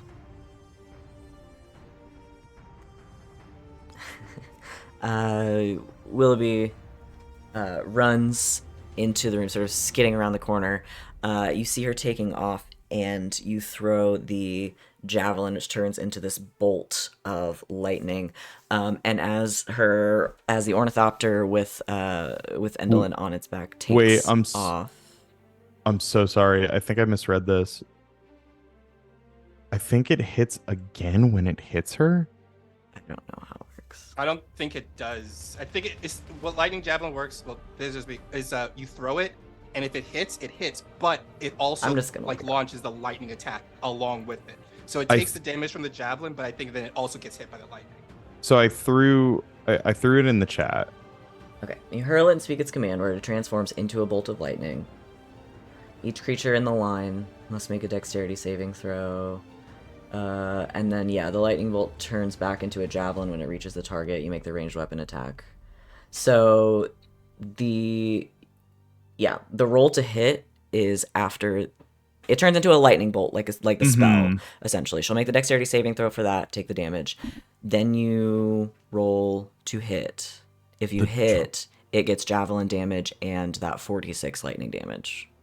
So it doesn't take the 46 twice. It only... Because only the target, it Yeah. excludes anyone in between. So it says each creature in the line, excluding you and the target, makes Yeah. the save. Yeah. But the target takes the Okay, damage yeah. plus 40. So the Oh, I lightning follow. bolt... Okay. Yeah. Got it. She would take the javelin damage and Okay. lightning damage, but not damage from that lightning bolt. Okay. So you can hit multiple things in the line yes, with the yes, lightning, but only yeah. the target with the piercing. Yeah. Okay. Sorry about Okay. that. No, you're fine. It's worded a little learning. strangely. But she would take that damage. Okay. So Yeah. she's Sorry. gonna take Didn't it. mean to. No, you're go. fine. Can I ask a question? Yep. Well, Rob's rolling that. Is the Well, ornithopter... Rob's not rolling. I'm rolling. I already but- rolled it. Oh, sorry. Is the ornithopter a creature? Like, is it a construct or is it just a device? Hard to say. Okay. Did You- it also you've seen need it to take once a from a dex distance. saving throw? Can I? Can As the lightning and the javelin, everybody shut up for a second. As the lightning and the javelin hit Endlin in the back, she loses her grip and goes tumbling forward over the head of the bird and out into the open air. And you guys see as the javelin turns back into a javelin and falls away. She sort of turns her body very briefly and kind of looks. You see the veil has flown off and her just like skeletal visage is here, and she's not too far away from you. And you hear on the wind what sounds like laughter as her form shifts and she sort of melts into this like inky black cloud that then is caught up in the wind and the fog and Oh. blows away.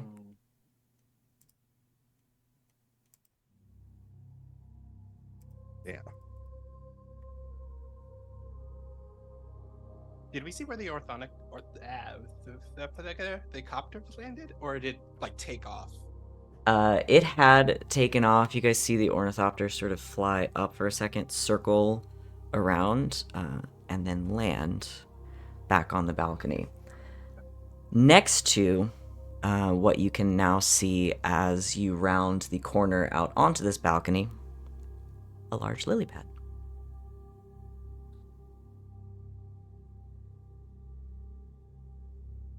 Her sisters are still here. What would you like how to do? interesting.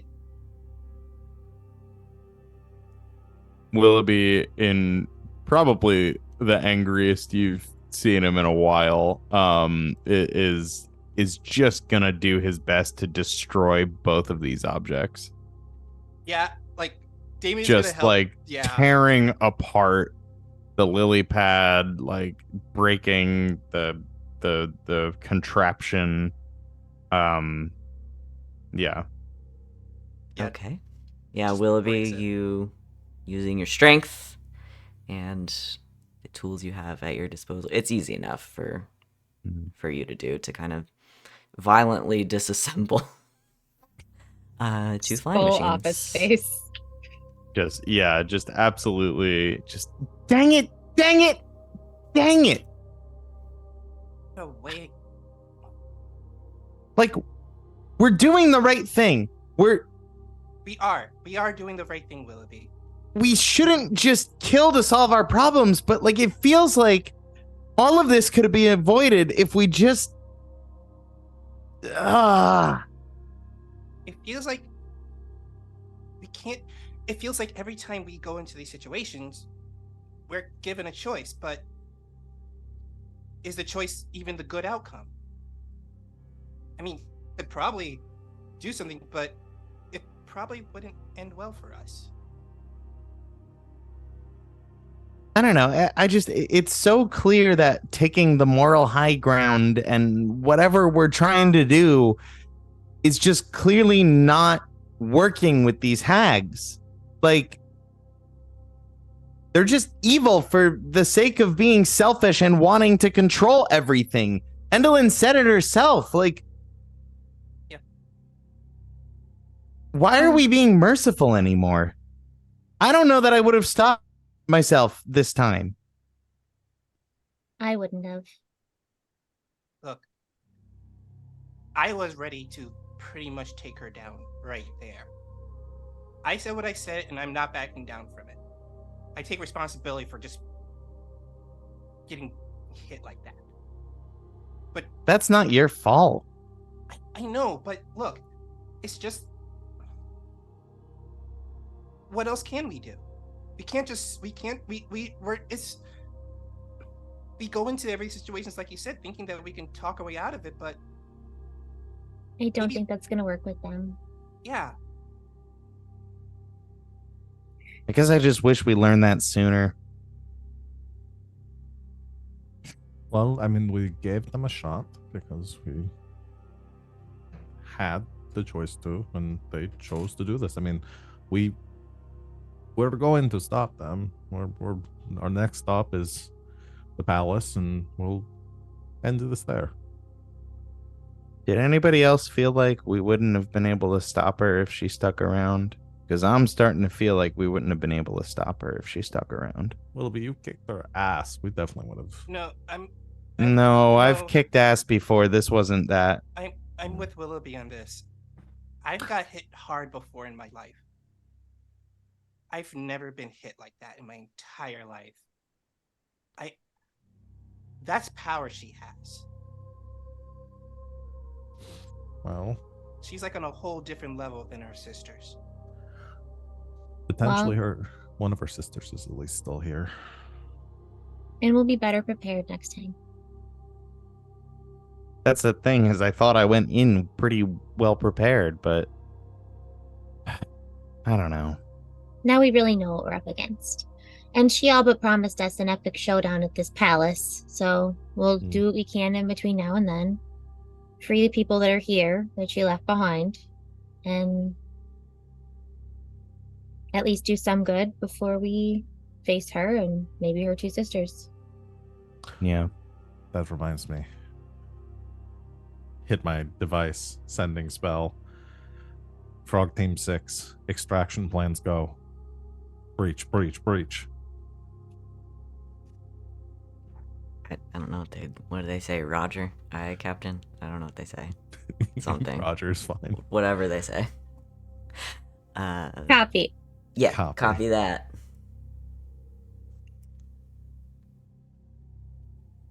You assume they're hard at work. Yeah, I just be going and put them on extraction duty to get everyone, all the people out of here. That Oh wait, shit actually, kidnapped. you don't have to assume, because if you look down from here, you see another set of balconies, and if you look down from there through some fog and some mist, you see the amphitheater. Oh. Okay, I get where we're at. So see my Willabots. Yeah, it's there. You're kind of far away. It's very dark and foggy out here, but there's some kind of commotion All right. far I say below we you. scour. Why don't we scour the rest of the place? Make sure that we get everyone else to safety. Let's focus on what we can do right now. Right? No sense getting demoralized by her getting away. We won. She had to run. We'll figure she- out how to kill her and her sisters once and for all. Listen, if she could have beat us, she would have stuck around. You know. There's no reason that she would have given up her castle here if she felt that she could have won that fight. I appreciate what you all are trying to do right now. I'm gonna go find the javelin, I guess. And Willoughby just sort of doffs his arm. Well, no, it was already doffed, so he just flies off looking for the javelin. Okay. Yeah, it's not that hard to find. You can fly down a bunch. It's sort of sitting on the floor of the amphitheater. I'm gonna go follow Willoughby, all right? All right. We'll. And I jump down towards the amphitheater. I want to look for the thing that can get us to the castle. Well, there's another set of doors across the hall, and I think didn't they say it was at the top here? So maybe it's over there. There's also the office. Maybe there's clues in there. Yeah, we can go rummage through the office if you want. I feel bad seeing Willoughby so disheartened. Me too, but I think we're all feeling it. He just wears his heart on his sleeve.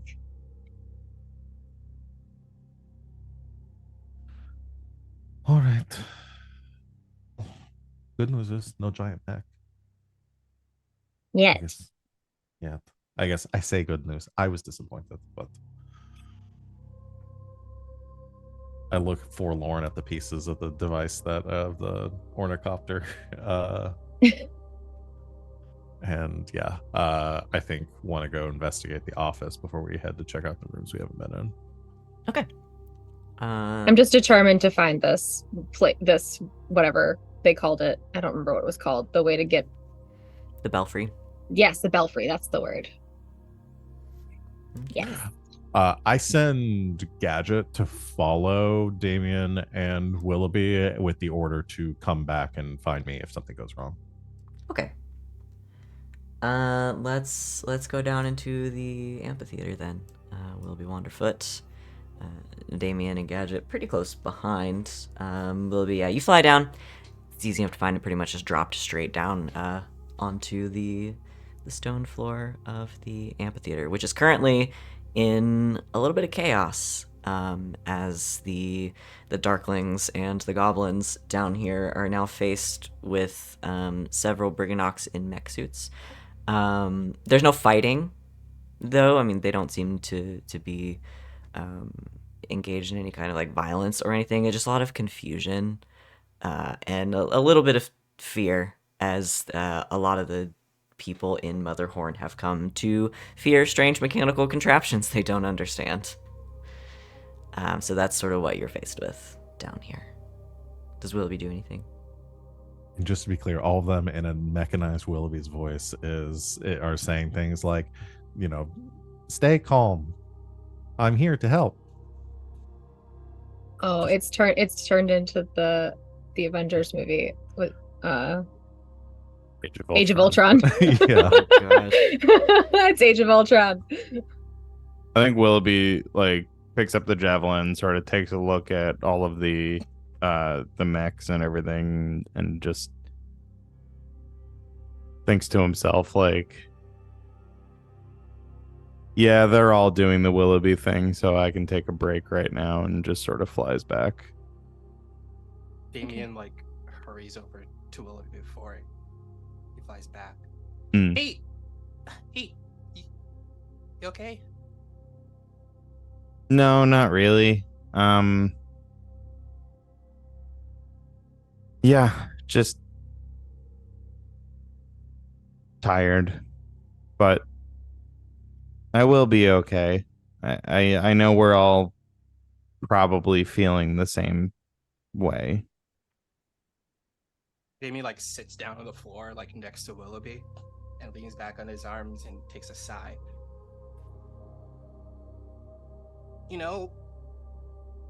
My grandpa told me a lot of stories about the stuff that he did. I mean, my grandpa. Mm-hmm.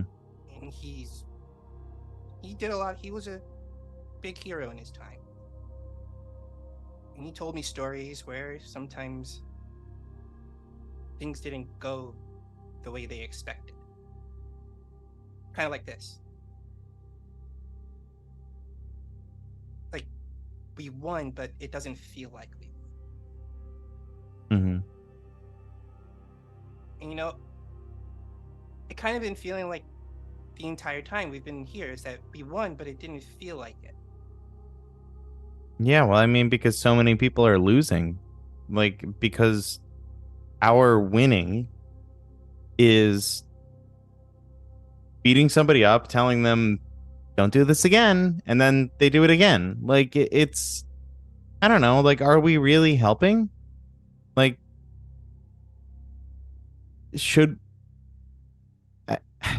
as funny as it was that Mergaxor came back as a health class baby doll, realistically, that could have gone so much worse, because we did not make the hard decision to cut somebody down who was hurting other people, to ensure that they would never come back to hurt other people. And as warm and cozy as it feels, knowing that, yeah, I fought and I won, ultimately it feels like the entire plane is losing every time that we win and don't finish off the problem.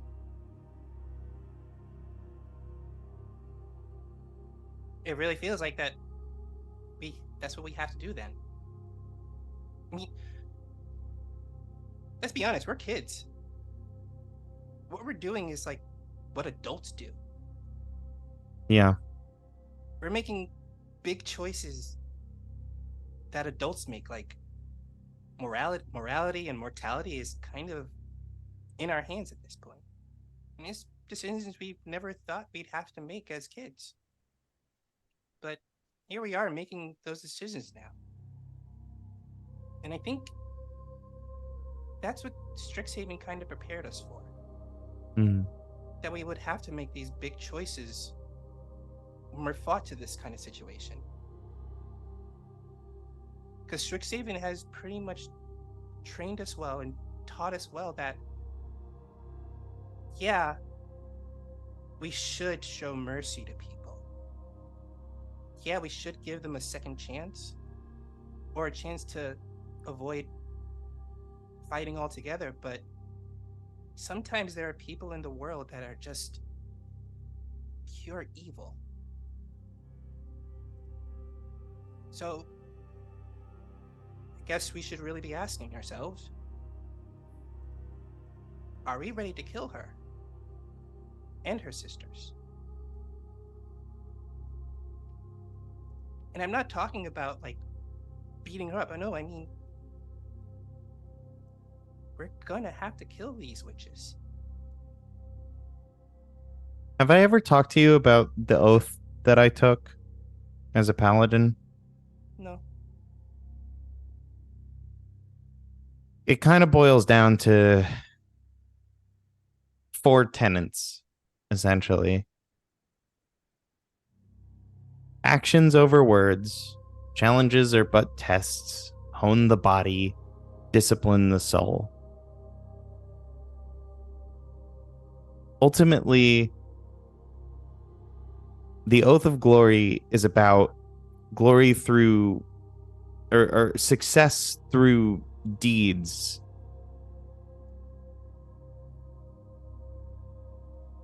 And to me, heroism hasn't necessarily been,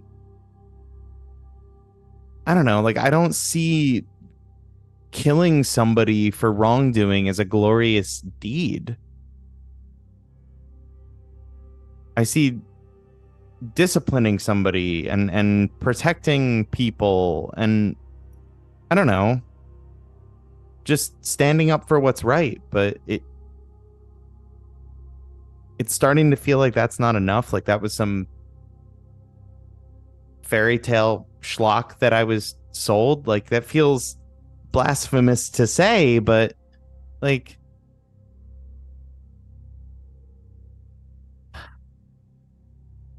I just didn't think that this was the kind of paladin I would be.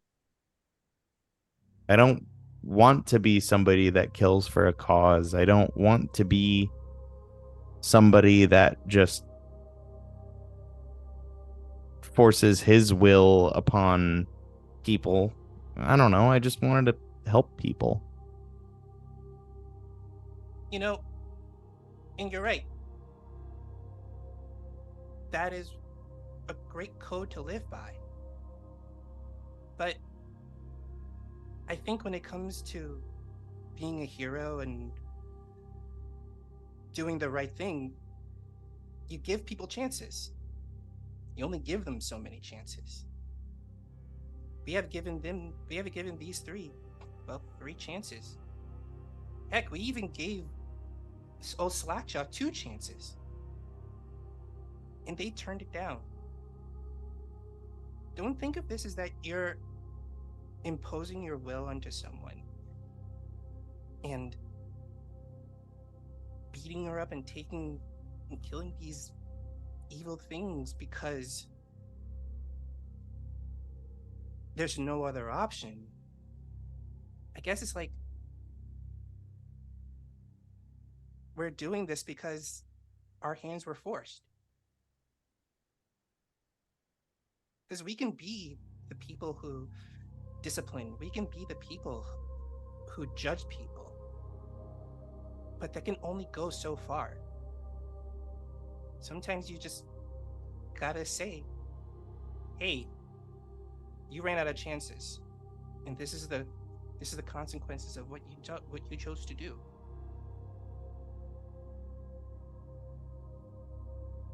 Pats Willoughby on the shoulders and kicks up to his feet. And know what I think? I think we should make sure this place is fully checked out before we leave it.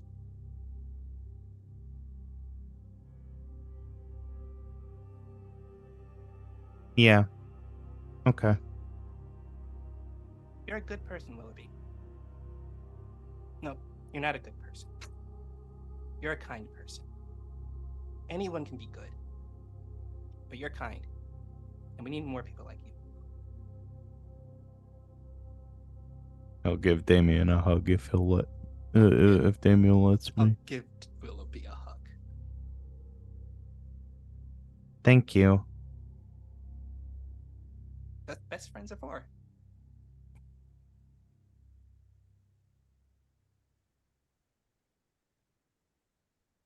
Okay. Willoughby, where do you want to go from here? Yeah, I think I'll follow Damian's lead and help them clear out the place. Okay. You can do so. A couple of places you guys haven't been on stage level.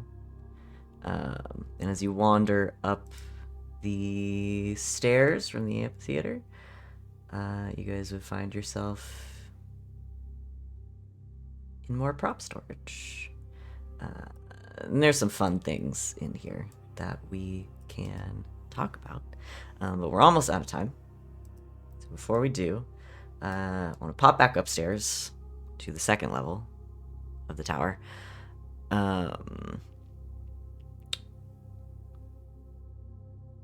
Willoughby, your echo is probably gone, right? 'Cause Oh you're yeah, not far away from for it. sure. Yeah. Okay. So yeah, Law and Sereia. Where would you like to go? Up here into the office? The office. Office. Yeah, that's where I wanted to go. But Okay.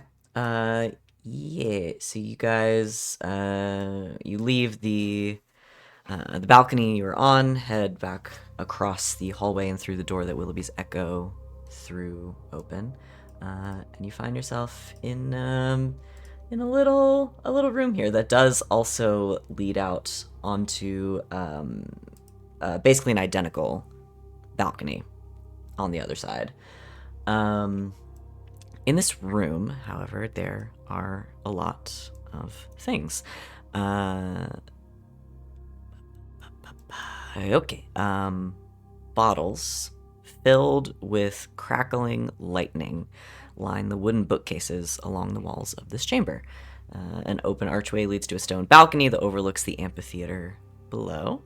On the opposite side of the room from the arch, you guys can see on the map up against these shelves, is a large wooden desk, atop which a stack of parchment is fluttering under a stone paperweight that is shaped like a toad. Scattered on their rusty desk are ink pots and ink-stained quills, and dangling from a rafter, because there is this part that you're in that is like the office with the shelves and the desk and everything, does have a ceiling. And is dangling from a rafter near the desk is a rusty cage that holds 3 folded paper birds that are fluttering around. Huh. I'm gonna pop my wand of secrets just real quick to see if there's any hidden compartments and. How does that work in here. specifically? Oh, that's a good question, and one that we'll have the answer to. One that you should have the answer to now. Here, real quick. You're gonna use that item without knowing how it works? Yep. I'm you can shocked use your at this action- behavior from you specifically. You can use your action to expend one of his charges, and if a secret door or trap is within 30 feet of you, the wand pulses and points at the nearest one to you. Or the one nearest to you. Interesting.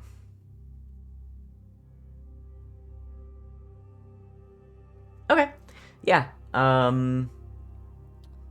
You expend the charge, and the wand sort of spins in your hand for a second, and then points directly up to the ceiling.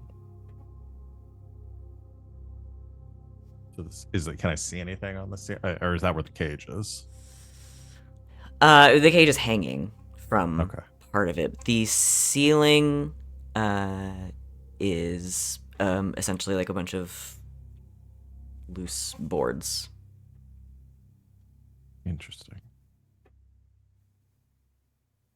Can I fly up and see and inspect it closer? Sure. See a bunch of loose boards. I try to push the boards open. Okay. You sort of wedge your hands in between one of the boards. You go to push, it knocks up against another one, and you just kind of flip it up on top. And you look up, and you see more tower and a massive silver bell hanging from it. I Are found we on the bell. carpet still? I was at least. You can be on it too. if Okay, you yeah, want I'll to be on the carpet as well. Anything weird about this bell? I It's just assume a this big is the bell. belfry that they were talking about. Big bell. Because didn't they say that she had boarded it off, or she had like closed it off? Mm-hmm. I feel like somebody told us that she Yep. had like closed it. Can I hoist myself up? Is there enough room for me to like get up, like onto one of these rafters Yeah. through like where the board was? Yeah, you can see it. I want to take a closer look, so I want to get up there. Okay. Yeah, you get up sort of near the bell. There's a long rope that now that you've created a gap in the ceiling sort of falls down, the end of it hitting the floor. It's about 25 feet long. That is connected to the top of the bell, which is hanging on a single sort of post. It is mostly open up here, as it is a belfry. You take a look at the bell. It is silver. It's large. And on one side of it, do you speak Elvish? I do. There's It's really come in handy in this an engraving. in this module. I'm so glad I Yeah. picked it. There is an engraving on the side of the bell which reads, "Toll the bell within this spire to journey to your heart's desire." We sort of found that in one, didn't we? Well, we found what I was looking for. That was easy. Let's not ring it yet until No, we have yeah, let's- Damian and yeah. Willoughby up here, just in case something terrible happens when we ring it, as well as something good. But I think we found the belfry and how to get to Heart's Desire.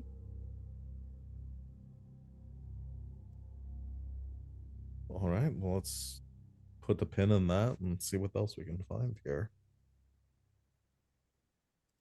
Can I pocket a bottle of lightning? Yeah. Okay.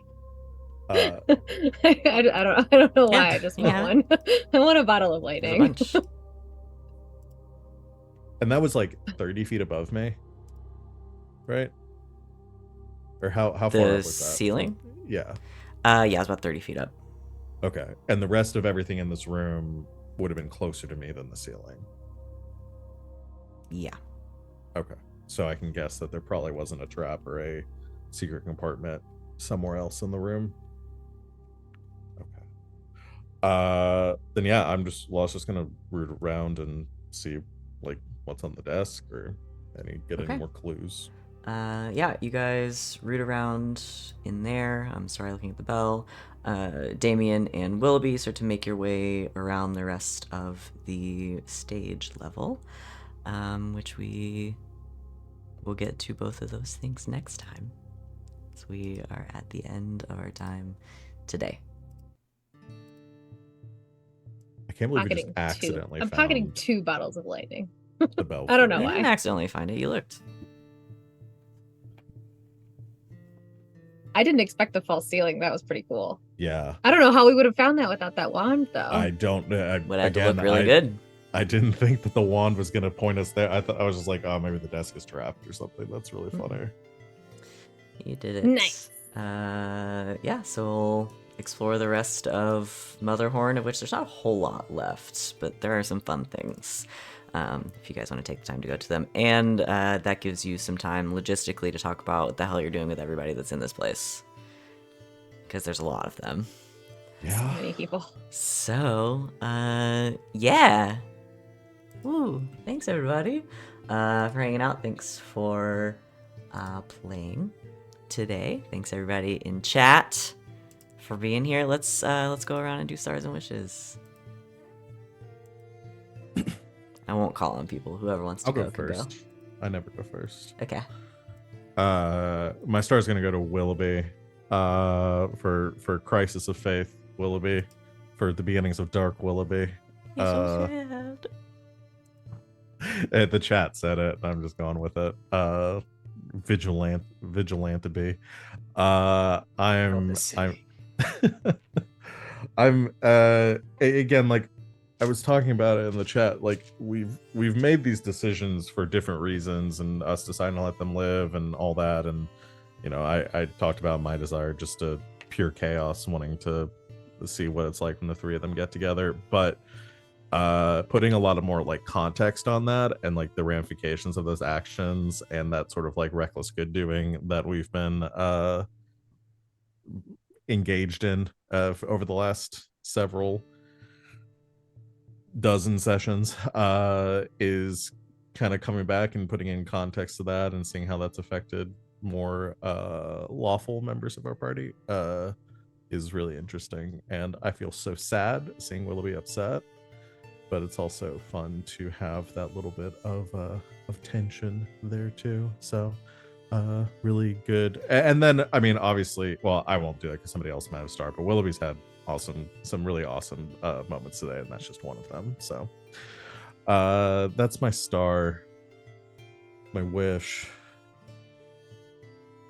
I cannot hide it, both as Law and myself. I'm so excited to like have a big ultimate showdown with the three sisters. I know that everybody's so nervous about it, but like this is everything that I wanted in this module, is to have that big. And even if we all die in the process, I'm so stoked for that. So my wish is to, I guess, continue playing this game to get there. Wow. It's a big ask. I mean, the thing is, my wish has come true. So We're gonna keep playing this game.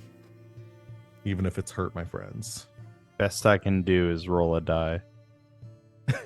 That's what you're gonna get. Take it or leave it. It's $50. Thanks, Val. That's me. Who else? Who has something to say? I can go. I have so many. I'll do a little star to the warding bond and the rings moment and how Damian and Willoughby reacted. That was so freaking cute. It was really funny, and I really liked it. It made me laugh forever, and I was really blushing, and I'm sure Sereia was too. It was really cute. But my major star goes to Damian for in pulling Willoughby aside and that adorable speech and trying to help him get through his whole moral crisis was really sweet and very it's very heartfelt speech. And even though I wasn't the one going through the crisis, it made me feel better.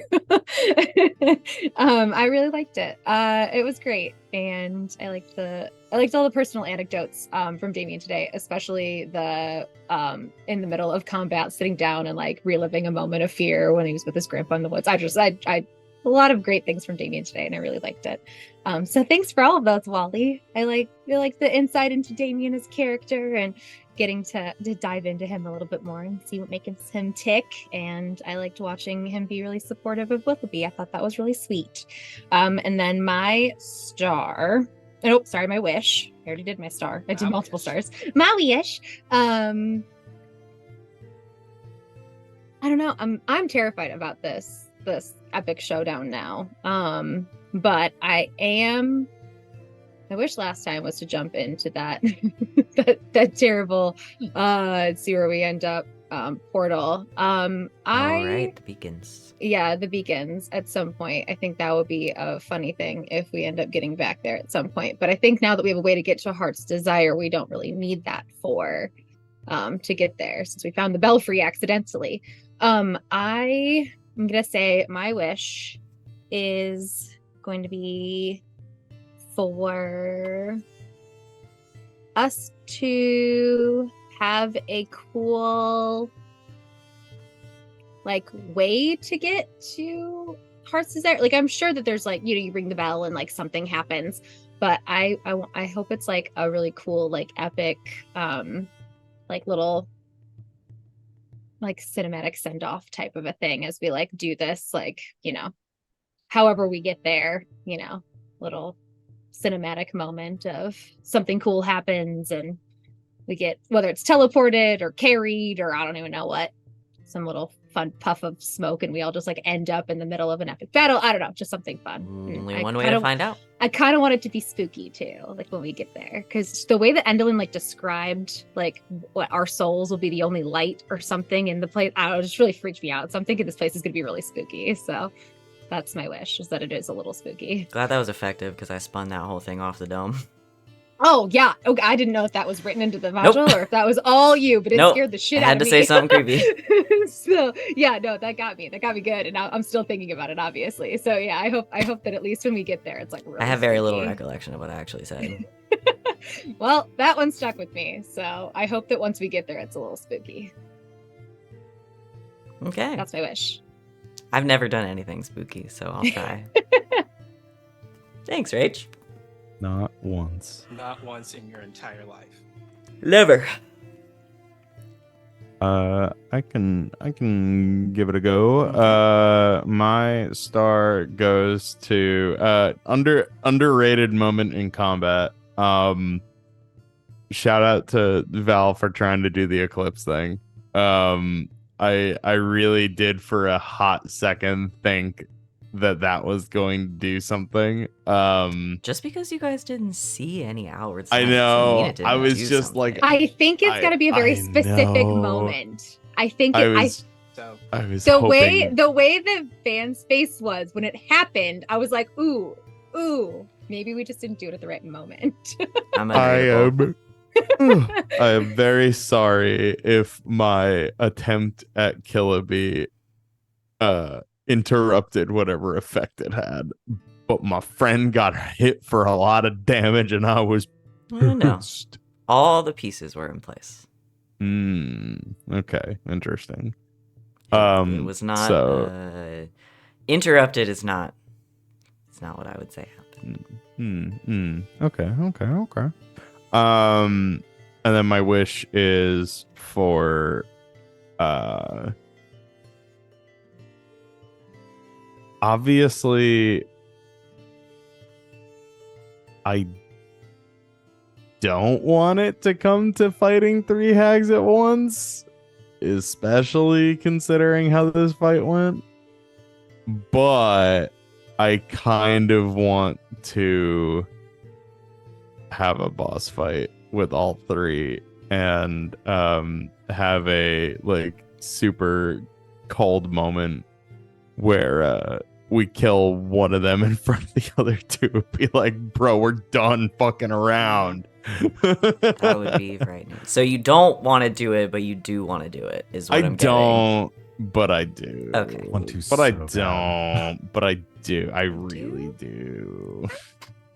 I'm getting that you guys want to fight the hags. Is that...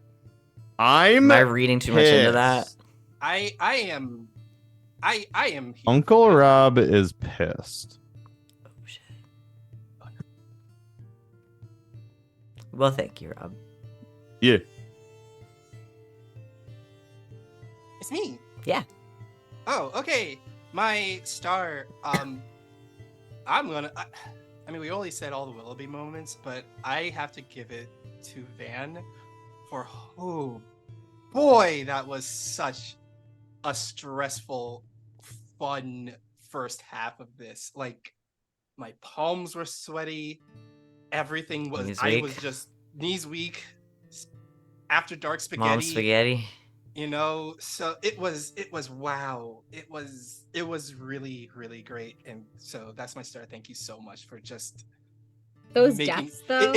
Did you choose those? Mhm. Oh, Oh yeah, I wrote that like, part.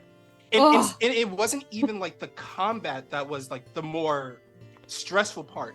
It was everything leading up to the combat that was just pure stress, and it was, oh man, it was so good. I Yeah. loved it. A little peek behind the curtain for the augury puppet show. There is a table that you can have everybody roll on to show how they die, and I was like, nah. Mm. Sorry, I dissolved while on a pit of acid. It was so good. That's probably just- maybe the most gruesome death out of them, and I was the one that was least of it. I was just like, oh yeah, that fits. Okay. My wish.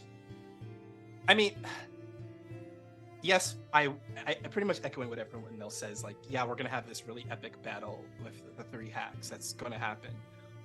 But I really just want this moment to kind of. I really hope there's a moment in the fight to boost Willoughby up, in that during the fight, every single person we've ever saved comes to our aid. Like, because we've helped out a bunch of people in this, and I would like to see if they show up. That would be my wish.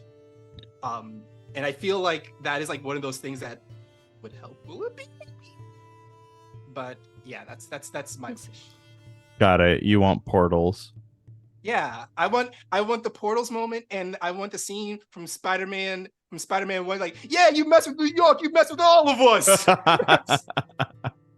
You mess It would with be the more Feywild, like you mess that, with I all of think. us. Yeah, that's what I want. I want that scene from Spider-Man 1 where they all set up the cranes just right, so they're able to stop the Green Goblin. So it's like, yeah, you mess with the Feywild, you mess with all of us. So that's what I would like. I would like that kind of moment. Okay. Yeah. Okay. I see. All right. Well, thanks everybody for sharing. I guess that's it. Anybody have anything else they want to plug or promote Plug one more time. or say? Check out Husha_Kid YouTube channel, because very soon, Lurking Legends, our One Piece TTRPG D&D game, is coming out soon, and it's gonna be fun. So check that out. I am DMing the first story arc, so if you want to see me be a DM, hey. And follow Check that AJ in general. He's really great. Yes, also follow AJ. He is fantastic. Anybody else? Anything else? Okay. Well, then we will end there for today. I don't believe that we will be on next week because we're gonna be missing some folks. Is that next week? We'll talk about it. I'm almost positive that I am correct that we will not be on next week, but we will be back soon for the sort of the sacking of Motherhorn, I guess. Is what we'll call it. The final exploration of the rest of Motherhorn, and then wherever the folks here decide to travel next. Where could it be? Who knows? It could be anywhere. Definitely not the Palace of Heart's Desire. But we'll get there when we get there. So we will see you soon. We do have another stream today after this. It's at 5 p.m. Eastern Time. Come join us for the next episode of Hearts of Stone, the Blades in the Dark campaign that Val is running for us as we head back into Duskball this evening. But yeah, that is all I have for today. So we will see you soon. But until then, good game, and see you tonight, Internet.